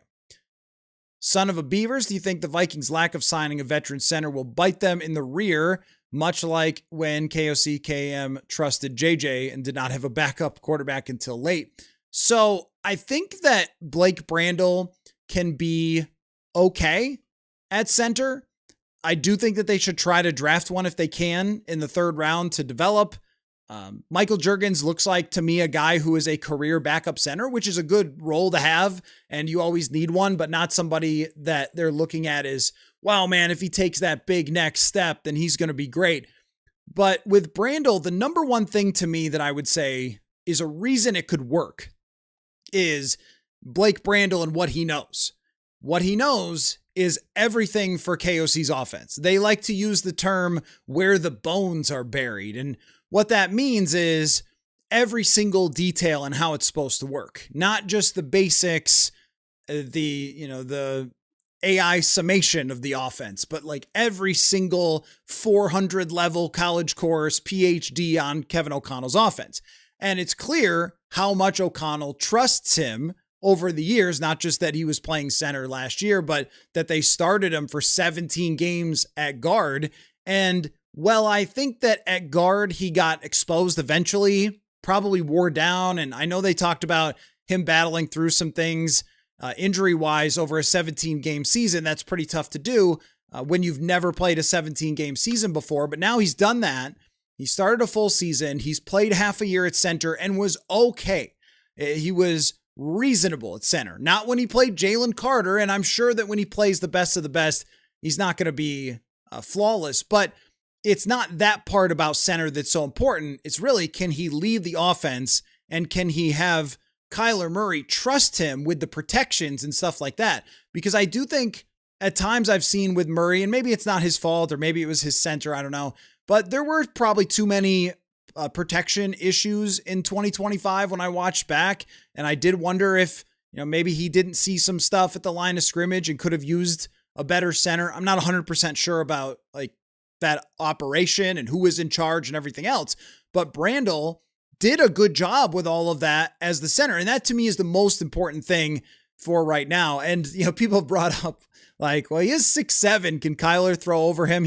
I think he can. Yeah. He's had lots of tall offensive linemen. If there was somebody a lot better, I would have said, go get that person. But a slightly below average guy who knows everything about your offense is probably better than an average guy who doesn't know your offense at all and has to learn it from day one. And we're not talking about, Ryan Kelly, who's a genius who could just come in and learn everything and know it. We're talking about the Luke Fortners of the world who are kind of just guys, or Lloyd Cushenberry or whatever. I don't think there was a huge upgrade to be made there. But you're not going to be perfect at every position. I mean, that's just kind of how it goes. How well do you manage your weak spots is an important thing in the NFL too. Matthews says, if you had to leave one position unaddressed in the draft, sorry, I didn't get to that question with Drew, kind of ran out of time there. And we bandied about early in the show, maybe more than we should have to get to the maximum number of questions. So I apologize for that, Matt. But in terms of leaving a question unaddressed, like a position unaddressed in the draft, you're right. Because when we go down the number of needs, you can't just fill every single one of them with 4 draft picks in the first 2 days, where you expect to be able to fill needs to some extent, especially in the first and second round, but maybe even in the third if you kind of get lucky there. I think, defensive tackle seems like they've been able to paste and glue it together in the past. They could probably get away with that. The hard one is that running back is not an answer for me for this. I think they absolutely have to draft someone at running back, but it's not a good running back class. And drafting running backs is not always the best allocation of resources. I don't think they can get away with, at this moment, not drafting a safety. I think they have to draft a safety. Corner might be one that they could not draft and be okay, because they have at least their 2 starters that are solid, and then another guy in James Pierre that they signed. So there's a little bit of depth there. But they actually lucked out last year. Byron Murphy and Isaiah Rodgers, they missed like no time last season. If they were to have a rash of injuries in the secondary, they would be signing people off of the UFL. So, gosh, it's a good question. Center might be the one that they can leave off and plan to draft in the future. That might be one just because they have 2 guys that know the offense and can play. It's not like you're needing to draft that to play right away.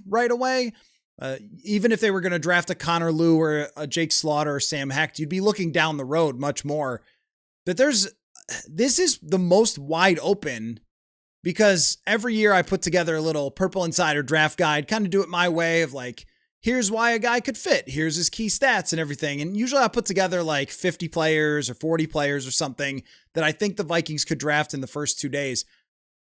I'm going through my list. I'm like, I got all these positions. I got all these players. There's so many different options for this team. You're right. They're going to have to leave somebody off. I don't know what the best one is. I mean, corner, you could get by. I don't know if you could get by with nothing in running back or safety, or even I think the wide receiver position is important too. That wide receiver 3 spot matters. Doomer KO, for the entire roster, I have 46 names without Harrison Smith that I would at least be hesitant to cut. Biggest needs: wide receiver, corner, fullback. Other needs: offensive line, defensive line, linebacker. Do you have an in-progress 53-man roster? I have a depth chart that I made the other day, and that I was working through the biggest questions on the depth chart. And to your point, yeah, I mean, there's additions that have to be made here still. And I think maybe some post minicamp or in minicamp type of additions that generally get made after June 1st or whatever, stuff like that. We've seen that plenty of times before, those late ads, and there's going to be a draft class.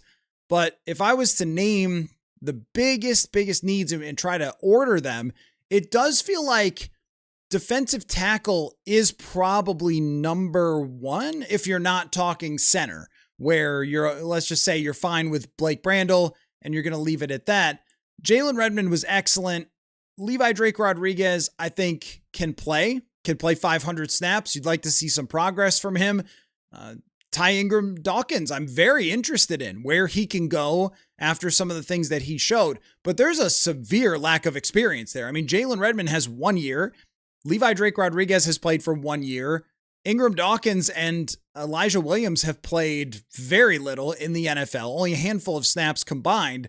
I think you need a veteran defensive tackle, or if it's not a veteran, then you need to draft Caleb Banks and get the biggest freak that you could possibly get to throw in there, because even if they're not perfect right away, they're at least freaky enough to have a chance to be a difference maker. So I think that position is probably up there at the top for me, but do you spend a first rounder right now? I don't know. Linebacker is a sneaky position for sure, where it's settled for the first 2 spots, but then after that and into the future, where do you go? Safety, the funny thing about that is I view it as a very, very important position that they can't leave off in the draft, but they do have guys. They do have guys that have played in games in Brian Flores' defense that they could fill that out. And maybe if they draft a corner, you bump Murphy Jr. inside, and that's how you manage it. There's a lot of different ways this could go, man. Son of Beavers, what would you prefer position-wise for a second-round pick? Safety or defensive tackle? That's a good one because safety, I think you could get a better prospect. If someone is a great defensive tackle prospect, they are playing or they're being picked high and they're playing right away. And like that's what they do with those defensive tackles. Like those freaks, they go off very, very quickly. But safeties don't always. Safeties, sometimes, who is it? Xavier Watts ended up as a 3rd round draft pick last year and was an immediate playmaker and was good. And a lot of people had him as a like late day 1 or day 2 type of player. And he ends up going in the 3rd round. Safeties are available unless, they're the top guy, but even the top guys will often drop. So in a draft like this, where there might be 4 or 5 good safeties, that people are going for the higher positions in terms of positional value, and they'll let an AJ Halsey or something from LSU drop into the 2nd round. So I think, in the 2nd round, you could get, if there's a lot of good defensive tackles, it's Peter Woods and it's Caleb Banks, but if those guys go out quickly, then, you're just not getting a good 2nd rounder who is a run stuffer. That's going to be a different level of prospect. I hope it makes sense what I'm saying. Like if you get a 2nd round defensive tackle, yes, there have been some that have succeeded and been really good. It's not impossible, but it feels like the quality of prospect is going to be better at safety because the top DTs go off very high. That's what I mean to say. Do you think we carry a fullback? I hope so. I don't know though. I don't know. They haven't signed one yet. They might have maybe a competition in camp or pick somebody up. There's not that many guys. There's not that many people who play fullback anymore.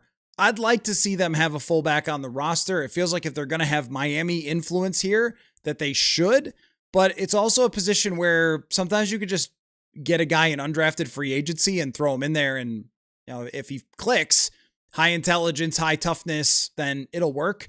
That's how it was with CJ Ham. Like CJ was a running back and then just became a fullback, and then it worked pretty quickly for CJ Ham. So maybe they'll do that. Maybe they've got their eyes on somebody already. Purpleette, or Oregon safety. You mean Dylan Thieneman? He's the one that's been mocked to them many, many times by almost everybody. And it makes a lot of sense to me to take him. But I do go back to the positional value is a little bit tricky here. Now you could make an argument that if he's going to be a dynamic player, so he's going to play in the nickel, he's going to play in the box, he's going to play deep, that is worth more than your traditional type of safety that's either one or the other, either a box or either a deep safety. If he could play nickel corner, that brings more value to the defense than just playing safety. But I'm writing an article and I was working on this today and looking through it. And the numbers, when you start to break them down, are really crazy when it comes to price tags for certain players and what they're worth. And this goes back to the Purple Insider, always and forever, just draft a wide receiver. But when we look at what Jalen Nailor got versus what you could get in free agency for that same money at the safety position. So Jalen Nailor gets $11.6 million. You could go into free agency with $11 million and get one of the best safeties in free agency with that. And that's a reason to not draft a safety high, is because usually they're available in free agency. And there were several that went off the board for $7-8 million. Jalen Hawkins comes to mind from the Patriots, who played really well last year on a team that went to the Super Bowl, and the guy made like $6 million. Jaquan Brisker, we've seen him play against the Vikings a number of times. Good player. Now he's not an elite player, but he's a good player. And even the elite players, this is the crazy thing. If you hit on a superstar, Dylan Thieneman, at what that's worth versus the surplus value versus the top paid safety. The top paid safety is like $21 million. The top paid edge rusher is $45 million. If you got the best edge rusher at number 18 or the best wide receiver, it's $40 million. It's twice as much as a safety. So there's a lot of safeties who are available. They're easier to replace. But then again, on the other side of that coin, this defense specifically really needs that position. But I think you have to start considering when there's these huge gaps between what the NFL is paying these guys and what it's worth and how hard they are to get. I mean, George Karlaftis, who I don't think is a very good player, I mean, he still made huge money in free agency. Adafe always been pretty good, but his own team kind of gave up a little early on him, and he got, $25 million a year. Jalen Phillips has never had 10 sacks in a season. He got 30. I mean, that's crazy, right? Jalen Phillips, who's a good player, but, maybe not great, ends up getting 10 million more than the highest paid safety. So I'm kind of in favor of drafting one of those big pay positions for that reason, but I think he'd be a great fit.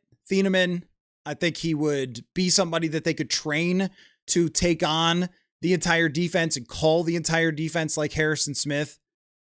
Doomer KO, is Caden McDonald worth taking in the first round? I say absolutely not. And this is with an understanding that I think he's pretty young. He is huge. He's very, very strong, and it would be effective. And I think that teams hate to play against somebody like that. I mean, if you have this massive run stuffer who can throw bodies around, can move people up there for blitzing lanes. I've always been an enormous fan of the nose tackle, Pat Williams, and how he played, and Ted Washington, and your Gilbert Browns, and those guys. And Belichick defenses have often thrived when they have a Danny Shelton or an Alan Branch or guys like that. I saw Linval Joseph and what he was able to do here, and he was known as much more of a run stuffer than turned into kind of a pass rushing threat. So I'm not against those guys. I just think that there's a lot of those guys. And unless you turn into the monster freak, unless you are a totally dominant player who takes over games like a Vita Vea or a Linval Joseph, you can find those anywhere. I mean, those don't cost much at all in free agency. And the gap, unless the gap is huge, if you have Linval in his prime or Pat Williams in his prime, oh my gosh, yeah, I'd spend a first round pick on that. But what's the odds of that? I mean, last year the Lions take Tyleik Williams. He's okay. Jordan Davis eventually became good for the Philadelphia Eagles, but up until last year was not playing that many snaps. And it was the same sort of thing. Like, it's always, well, this guy's different. This is the different one. He's the one that's going to make the real impact. And then you end up with, I don't know, Brent Urban or something, like some random run stuffer putting up the same kind of performances. So, I don't know. That one's a hard one for me. Really like the player, but you gotta be amazing. That's the thing with a number of different positions in the first round. Safety, you better be amazing. Linebacker, you better be amazing. You can't just be okay. Because if you're just okay as a receiver in the first round, you're worth it. Okay receivers are making $25 million. Okay receivers are hard to find. Okay run stuffing nose tackles are not. Perplet, Harry for player coach would be a good idea. I mean, I think he could do it. I also don't think, well, I mean, he's already has been basically a player coach. But in terms of the coaching side of it, I don't know if that's what he wants to do or not. I'm sure he'd be very good at it if he is going to walk away. I'm just wondering when we're going to find out. Like, I know he was playing flag football recently. Is he going to make his decision soon? It feels like the longer we go on, the more likely it is that he does not play. But also, he's a guy that could certainly show up in the last day before training camp and say, Harry's back, and he doesn't have to learn a thing about the defense. So maybe he just wants to spend the spring and summer with his family and then make a call at the end of the year. I'm a little bit on the hesitant side of that. I think he's really important. And I thought last year he was really good, really, really good at the end of the season. That to me was a great way to go out, but it might be enticing to him that Kyler Murray's the quarterback. He's gone against him. He knows he's good. He's seen him put up 400 yards against his team before. And man, I was in reviewing 2024 for Kyler Murray. There's a really crazy part of their season where, they might have made the playoffs if not for the Vikings beating them by 1 point because Jonathan Gannon decides not to go for a fourth down, instead kicks a field goal to go up 6, and Darnold leads a game-winning drive. And then it was very weird. They had a game against Seattle, then played the Vikings, then played Seattle again. And Seattle had most of this defense, and they just crunched Arizona's offense in those two games, and their season kind of unraveled at that point. But I don't know what the point of that was. With Kyler Murray, I know that Harry's played against him. Like, he knows how good he is. He knows what that talent is. And there might be something enticing about, well, can we make it one more year because now there's a quarterback that can be really good? Potentially. Super Rod says, what wide receiver is worth drafting at 18? I'm on board with drafting a wide receiver if there are no trade down partners. I mean, so we did this on the Chris Trapasso draft show yesterday where we did a draft sim and tried to figure that out. Mekhi Lemon is the guy that if he drops, I think that you would go with that. It doesn't look like Carnell Tate is going to drop. You never really know, but he's being mocked in the top 10. Usually the mock draft world is able to lock in the top 10 pretty well. After that, I still think that there's other guys that are worth drafting in the top 10. Let me run a quick sim here and see what comes up. Hold on, we'll get that called up. There we go. Let's run a quick draft sim and see who might be there wide receiver wise at number 18. If it's not Mekhi Lemon, well, this one has Carnell Tate showing up at 18. It's all possible. Jordan Tyson is an interesting one. Had a really great season, 61 catches, was maybe even a little better, 2024 reception wise, graded extremely well. I haven't seen a lot of him, but his grade versus man coverage is phenomenal.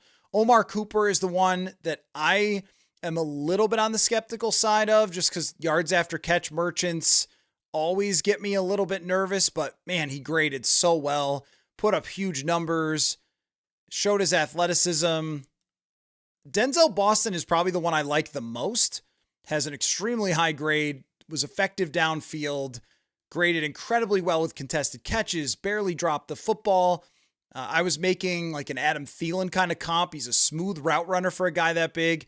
Concepcion, I would not draft at 18, I don't think. He scares me a little bit with the drops. I have a tough time with that. I would prefer probably Denzel Boston. That's who I would say. I mean, if it's 18, it's probably Boston for me is my favorite one out of that group, and I think is a great potential fit for them. But, I mean, any of those guys at 18 are justifiable, considering a number 2 wide receiver in the NFL is $30 million. We've seen that from T. Higgins. We've seen that from Alec Pierce. $25 to $30 million is what it costs. That's more than most positions. It's more than any linebacker. It's more than any safety. It's more than all of like 4 or 5 cornerbacks in the NFL for a number 2 wide receiver. So drafting one there, and when you're not sure, I'm calling him number 2 because I'm not sure about Addison's career. But even if you drafted a Denzel Boston and he was wide receiver 3, and even if he caught 35 or 40 passes, that's still big for your offense right away because they've had Jalen Naylor there. We've seen the impact of that, but a first rounder could be even better. And then if you like him a lot, you don't have to extend Jordan Addison long-term. So that argument is getting made a million times for me, but Boston at this moment, unless someone's got a good argument, is probably my favorite for the Vikings. Son of Beavers, if we end up trading down, what's the farthest you'd be okay trading down for the Vikings, getting a 3rd and a 5th back? Okay, so if they're moving down and they could get a 3rd and a 5th, I'd go like 25. I would not want to move out of the top 25. That's where I think this is a little bit of analytics and a little bit of vibes sort of mushed together here. The top 10 in terms of the value they produce over their careers blows away all the rest of the draft. So if you could draft in the top 10, by far, you're talking about your Hall of Famers, your megastars. That's where a lot of them come from. 10 to 20, I think, has a lot of very, very good talent in it. It's a lot of hit or miss. If you didn't make the top 10, there's a reason for that. But sometimes you end up with Justin Jefferson. Like, there are superstars still from 10 to 20. And historically, you'll find that, well, Micah Parsons was 12th. There's a lot of good guys in that range. Then I think that there's a pretty steep fall off in that late first round, whether depends on the draft. Is it 20? Is it 25? In this draft, I think it's strong in the back end of the first, but I still think there's usually this big drop off And then it's more like second round picks start kind of there. And you'll hear this from time to time. You know, people will say, well, there's only 16 true first round graded players. Well, you got to take 32 in the first round. But I think that's often true, that you get into really flawed players in the back end of the first round, or big swings and hopes and dreams. Feels like every edge rusher who gets taken in the back end of the first round takes years or never works out, that kind of thing, or there's major injury issues or whatever. That was on draft night 2022. I kind of brought this same thing up with Lewis Cine, where it's like, that's too far for me. I don't want to, if I'm the Vikings, I don't want to get into everything is gone from the first round.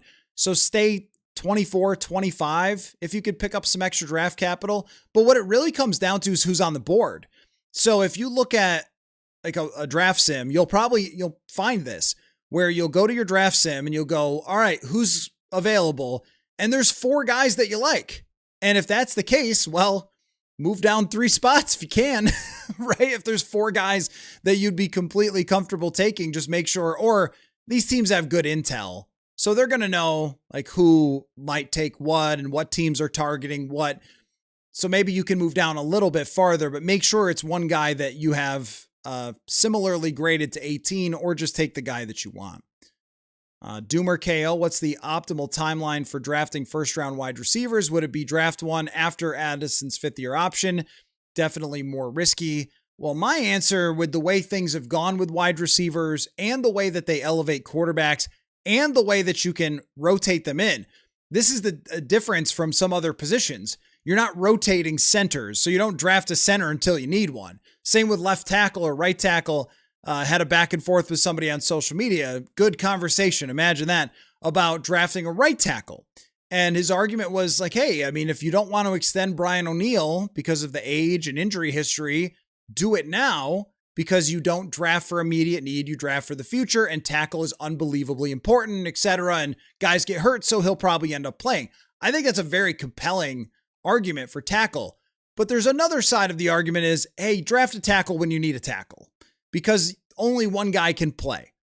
Wide receiver is not like that. Same with edge rusher. Same with defensive tackle. If you play a first round wide receiver, if you draft him this year, which I don't think they'll do, but I'll always defend it.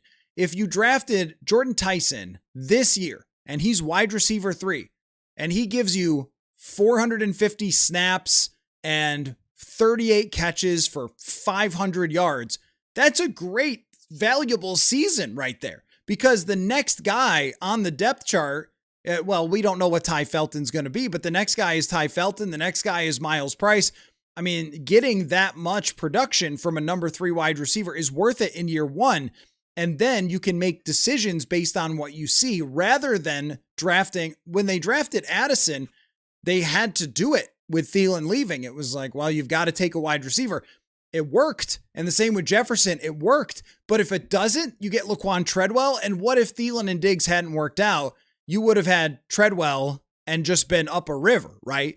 Which is kind of what happened with Arizona when, you know, they lost DeAndre Hopkins and Larry Fitzgerald retires, and then they draft Marvin Harrison, and it's got to work, and it didn't work. And then you end up with what they ended up with, which was not a great offense, because Marvin Harrison Jr. just was not good. Or right away, he might eventually be, but he was not good. You don't want to be backed into a spot where, okay, we're drafting this wide receiver out of absolute desperate need, and it has to work or our offense is in trouble. It's much better to draft one before that happens. I mean, really, like with Dallas Turner, there's a lot of critique deserved for what they paid for Dallas Turner. But when they drafted Dallas Turner was a great idea, because it didn't all have to be on Dallas Turner. It was, you're going to have Grenard and Van Ginkel, and then he can develop. And by year 3, which is usually when pass rushers start to hit their peak, by year 3, then you're, you know, Van Ginkel's going to be gone or whatever, Grenard, that's the initial plan. But this guy can develop and rotate in and whatever else. And if they had drafted Dallas Turner at 23, which, or whatever, right? 23, I think was the original pick, and they moved up. If they hadn't moved up and they just took him with their original pick, I know they moved up with the Texans, but for Turner specifically, they had to move up higher. I think we would all be more fine with what happened over these last 2 years. We'd be like, okay, this is good. This is good progress from him, and he's on the right path. It really was connected to how much they gave up. But that just sort of shows you that these key positions, quarterback, receiver, edge rusher, that tower over all the other positions in terms of pay, draft them before you need them, not when you need them. Planet Yevon, it would be nice to have a scout that can spot diamonds in the rough. The thing about the scouting department is they scout hundreds of players. They might be identifying all sorts of diamonds in the rough. It doesn't mean your team's going to get them because there are other teams. And they do have one. They do have their diamond in the rough, and that is Levi Drake Rodriguez. I wrote about that on draft day 2024 about how they kind of found him and kept an eye on him and scouted him and paid attention to him at the bowl game that, was not that attended or whatever. So they have these. I mean, they have them on the roster. Like Josh Metellus is a 6th round draft pick. There's guys that they've found that are diamonds in the rough throughout the last 10 years with a lot of this scouting staff. It's just, you can't really from the outside. No, not really. You can't at all from the outside evaluate a team's scouting department because you don't know any of those people or what they do or what they think or who they scouted or anything like that. You can only take the general manager's decision-making and the coach's decision-making at the end. But when you only have 5 draft picks, good luck winning the draft with your diamonds in the rough. I mean, I think eventually after Spielman drafted 707th rounders and none of them really worked out, we kind of got maybe the idea that they weren't that great at that. But even then, 7th rounders, the hit rate's like 5%. So you could take 100 in a row and not have it work out. The draft is a tricky thing, man. Perplet, are we going to snatch a free agent from Detroit? I'm not sure who you mean, but it seems like they're not snatching any free agents from anywhere. You mean DJ Reader, I think. DJ Reader would be a great fit. And that's what I was talking about earlier, is that they have very little experience at defensive tackle. And I think defensive tackle is a position that you'd like to have experience. You'd like to have a Harrison Phillips, maybe. That one, I thought, made sense at the time based on what we saw, which was how are they going to play Harrison Phillips when Redmond looks like a beast? Levi Drake Rodriguez has made huge progress. They drafted a guy and signed 2 guys. I get it. But then quickly it became evident that they could have used Harrison Phillips. And they still could use someone like him. That would be DJ Reader. I mean, he's not exactly the same type of player, but he's a big guy, very experienced, has had a lot of success as a run stuffer, offers a little bit of pass rush. I'm sure he's got a lot of offers since he's still a reasonable player, but there's 15 free agents that are out there still that make sense for the Minnesota Vikings. It's just we've hit the lull where no one really does anything because they have shifted into full-on draft mode. So those free agents tend to sit until after the draft. Jay says we should not draft a wide receiver in the first round. Well, show your work, Jay. Prove me wrong, man. When you have Alec freaking Pierce making $29 million, how much do you think you're going to have to pay Jordan Addison? Are you comfortable doing that? Also, I always think too, that no one in Viking land should ever push back. And I know it's a long time ago now, but I mean, should ever push back in getting more wide receivers when the most famous thing your franchise ever did was draft Randy Moss when you didn't need another wide receiver. These guys, they elevate quarterbacks when they're good. And there's still people talk about Jarius Wright, like whimsically, like Jarius Wright, man, he was so great. That's because he had several huge catches in 2017 and was a pretty darn good wide receiver 3. I mean, even that just shows you, like, even a guy who, he didn't even have that many receptions that year, but he makes a huge catch in the Minneapolis Miracle game, like this in-breaking route on, I think it was 3rd down, and Case Keenum finds him. And like, those guys, they matter if you can have 3 wide receivers. Brock Purdy goes to the Super Bowl with this great stable of wide receivers and weapons. Greatest show on turf. There's so many examples. Washington that won the Super Bowl in 91 in Minneapolis. They had what? Like Clark and Monk and Sanders. I mean, there's just examples everywhere of 3 wide receivers being hard to stop. And not only that, but it's a short and long-term type of play. Doomer KO, draft Tate and trade Addison. I mean, if Tate falls, how do you not take him? You also don't have to trade Addison. He's on a 1-year, $4 million deal at this point. You could just let that play out. Planet Yevon, I would get our safety or O-lineman. There's really no lineman to take unless you're planning on moving off of Brian O'Neill at some point.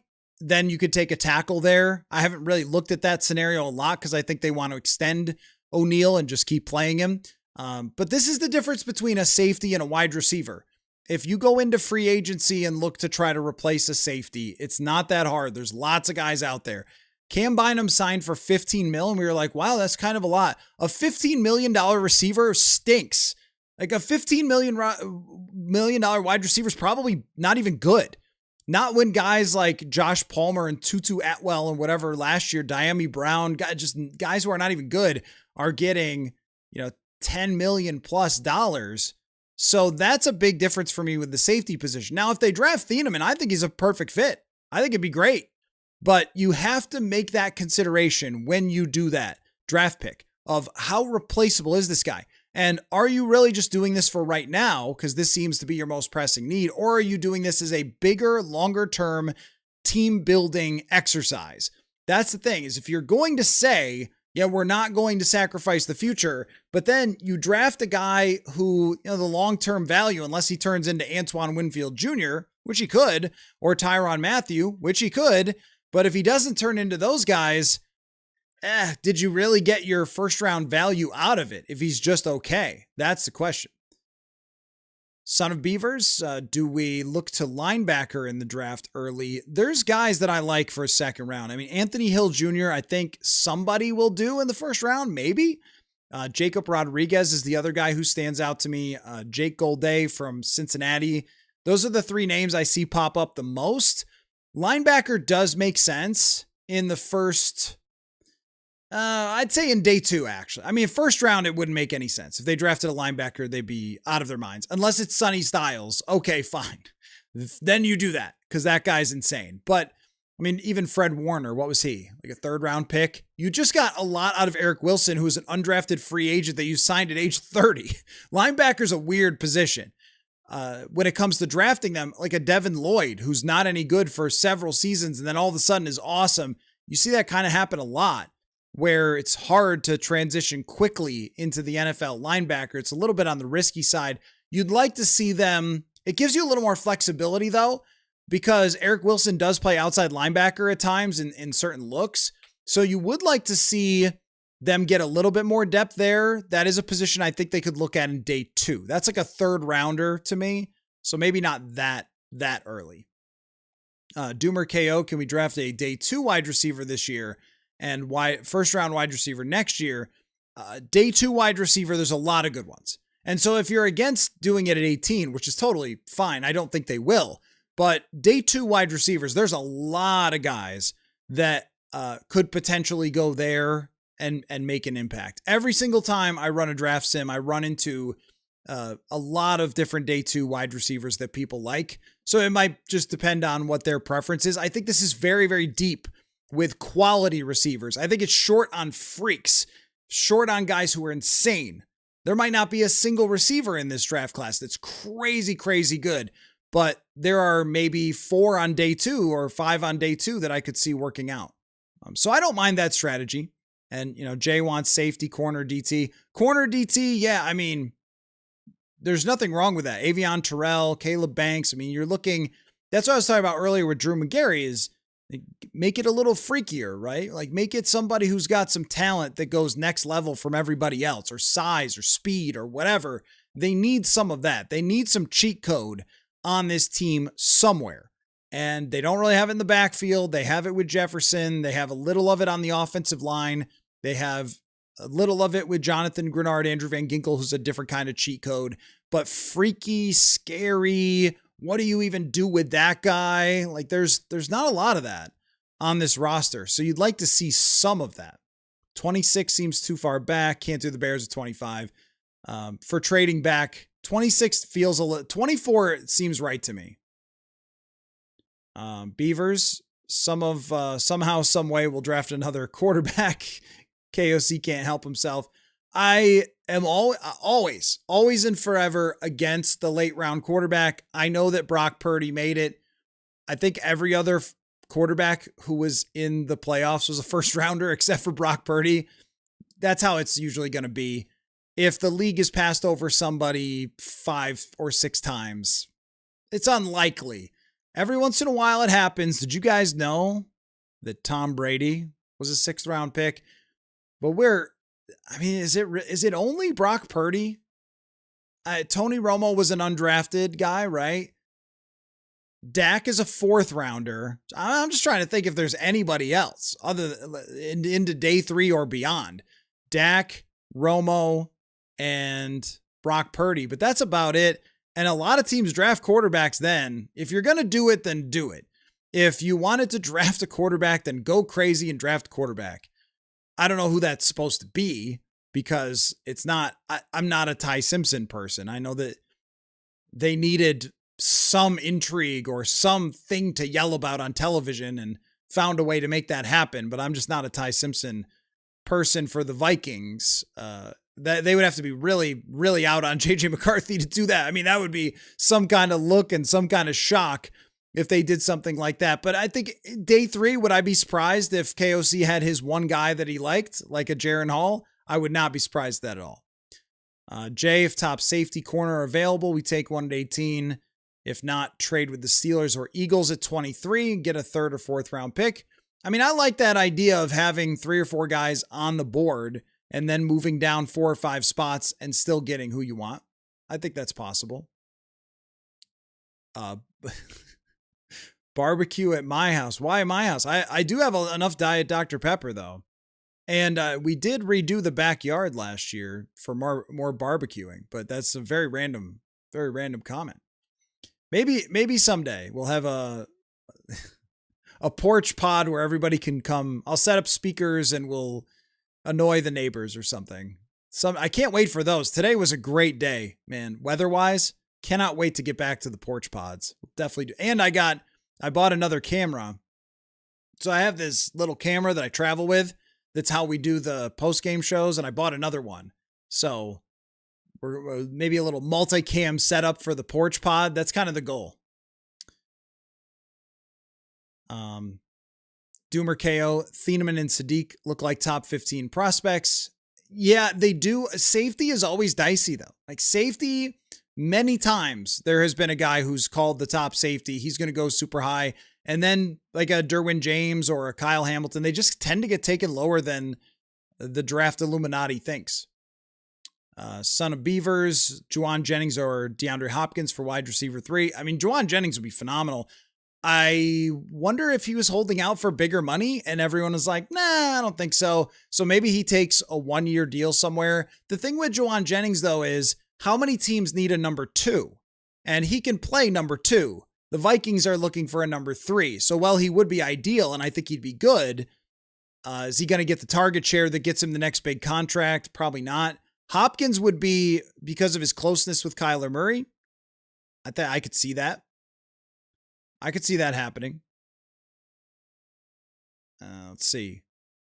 Steven, how do defensive tackles get experienced if you never play them? Who are you talking about? I mean, if they... Oh, you mean like the young guys? No, you can play them. Yeah, you can absolutely play them. You just don't have... Defensive tackle is the most rotational position on the field. So if you are going to talk about like Levi Drake Rodriguez or, a Ty Ingram Dawkins, you can play those guys 400 snaps. I think they did last year with Levi Drake Rodriguez. You can get a DJ Reader and still easily play Levi Drake Rodriguez or Ty Ingram Dawkins 400 snaps. I mean, you can work those guys in a lot of different ways. In fact, last year they were using 3 defensive tackles on the field at once at times, which Brian Flores isn't afraid to do. So, that's 3 guys that you're getting that experience. But it's better to have someone who is proven at the defensive tackle position as well. Paul says, have the Vikes even brought Thieneman for a visit? That I don't know. First round wide receiver looks right. Yeah, Kurt Warner. I don't know. How many years did I say? Like last 20 years? I think what did I say? Maybe last 20 years, 15 years. I don't know what I said for how many, but yes, Kurt Warner was undrafted. There's not many examples through all of history, but especially recently. I mean, even if we go back, when was Dak drafted? Was that like 2015, 2016? I think 2016 was when Dak was drafted. Since Dak in the 4th round, it's just Purdy, right? Is there anybody else who's really turned out to be anything past the 4th round, day 3, or undrafted? Or is it just Purdy? I don't know if they've brought him in. They don't have to tell anyone. Sometimes it gets reported, though. Pro Bowl quarterback Shadur Sanders is funny, yes. When is Doomer KO? When is Brett Thorsten, the top punter, getting drafted? I don't know. 6th? That I always laugh when they draft a punter in the 6th, and we're like, okay, how are you not taking like a random wide receiver or something at that point, rather than a punter, and just letting them be undrafted? Maybe it's so you make sure you get them. Kurt Warner, yeah, I mean, I'd like to get him on the show. Maybe I'll reach out to him. Did that article with him last year, and that he was great. He was really great. What did I ask? I'm trying to think before we wrap up the show about what I asked. Oh, okay. What I asked Drew Magary, if you guys want to answer this at all, was, is there anything that the Vikings could do that would move their FanDuel number 8.5? That's where they're at right now. Do you think there's anything they could do between now and the beginning of the season to move the number? That was the FanDuel question of the day. And we'll work on some of those. Doomer KO, can they extend Addison? Sure. I mean, they can. Yeah. What kind of number are you talking about, though? I mean, what kind of number are you talking about? I mean, right now, if I'm Addison's representation, I'm saying, hey, first of all, those charges got thrown out. Second of all, $29 million for Alec Pierce. I think my guy's just as good as him. I don't know that Addison's in a great negotiating position, though. Like, shouldn't Addison be thinking, I should play this year and then go for the extension? I should play with Kyler Murray and then go for the extension. Because right now, I'd be going in the Jerry Jeudy range for Jordan Addison, because he's got some demerits off the field. He's not coming off a good year. In fact, he was terrible last year. The number of drops that he had, there was a difference between Jefferson drops that were whipped 100 miles an hour at him and Addison's that were right in his hands. There was and also Jefferson's drop rate wasn't different from his career, where Addison's was like twice as bad. So there were drops. There's an off-field thing. There's a quarter he's held out overseas because of whatever reason we never quite found out. I mean, that's my offer if I'm the Vikings, is like 17.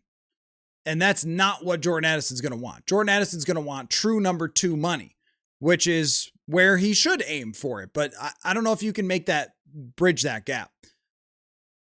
Tway once again asking for 2 quick second take on the Sabres as the Buffalo guy. Are you a Sabres fan or just a hockey person?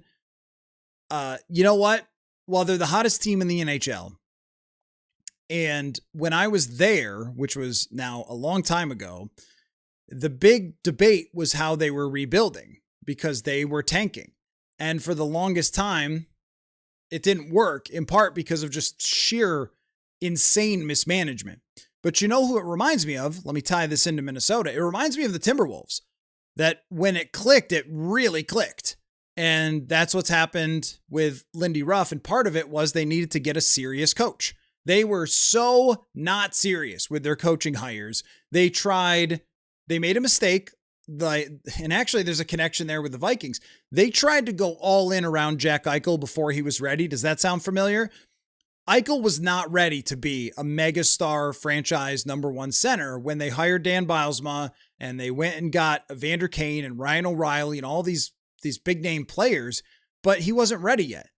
They messed up the timeline. They tried to push it too fast, and as opposed to methodically building.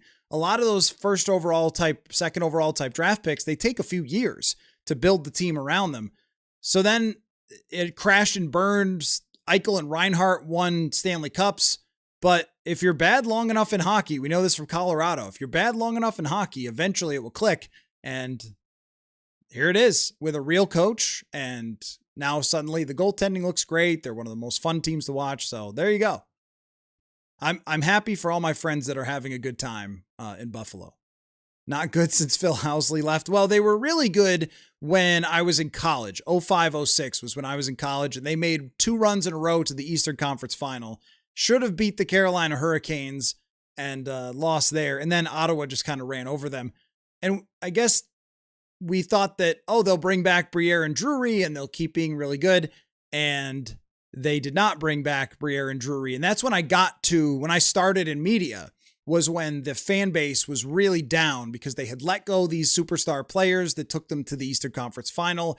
And then they were kind of hoping, and this is like Vikings connected too, with maybe some of my outlook when Cousins was here was based on this. They kept sort of hoping that okay players and a goalie, but okay players like Drew Stafford, Derek Roy, like those guys, that they would be enough. And this was actually a Wild problem forever. They just hoped that okay players would be enough, and they weren't. And they could get you so far and you could be competitive and everything else, but you could never really get over the top. So then they did the tanking thing, and I'm convinced it would have gone fine had they not brought in Evander Kane and not tried to rush the process and built slowly and methodically and not tried to bring in a coach who had won the cup with freaking Sidney Crosby, right? So there's a lot of team building stuff that I learned from what the Buffalo Sabres did wrong. Doomer KO, running back could move the 8.5 number. Good answer to the FanDuel question of the day. I agree if that running back is one guy. That is Jeremiah Love. And we can never count out anything because you could see how it could happen. If you start going down the mock draft and you go like, okay, well, all right, this guy goes to this team and they got this need and, they picked a receiver instead or they whatever. And then you go, wait a minute, he's at 14. Like the Alec Lewis mock draft the other day where they were trading up to 11, I thought was a little much, but if he got to like 13 or 14, I don't know, go get him because you're not dipping that deep into your pockets to make it happen. So if that scenario played out, yeah, sure. Or you never know. I mean, is there a trade somewhere for a running back? Steven says, as much as I like tight ends, I don't like drafting them high because they take so long to develop. The big picture thinking changes on stuff like this so fast, right? Because that was true for a few years where there were high drafted tight ends that took a while to develop. And then in the last couple years, Colston Loveland is great right away. Brock Bowers is great right away. And I also think there's a lot of positions that take time to develop. The problem with the draft is that we get so invested with these guys and so excited about, well, he's going to come in and he's going to do this, he's going to be that. And we forget that it takes time for guys to be good at sports at the pro level.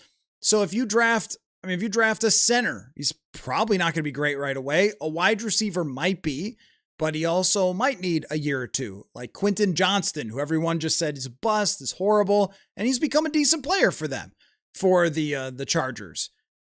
And we never give anybody any time for anything. If you were to get Kenyon Sadiq, he gets a whole year to develop behind TJ Hawkinson, and he can be a role player and a weapon right away. So I'm not down. Yeah, Sam Laporta was good right away. Pitts took a couple years, but also look who is quarterback. I mean, is it any surprise that, really didn't Pitts kind of take off when Kirk got in there?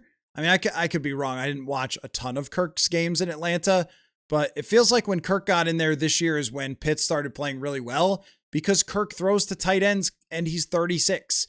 So he knows what to do. And they had like Taylor Heineke and maybe Desmond Ridder never played with Pitts, but they had like Heineke and then, Kirk is coming off the injury and then they get Penix thrown in there as a rookie and then Penix this year. I mean, it's just been a rough ride there, but a lot of them recently have after that long run of them not. So things tend to change.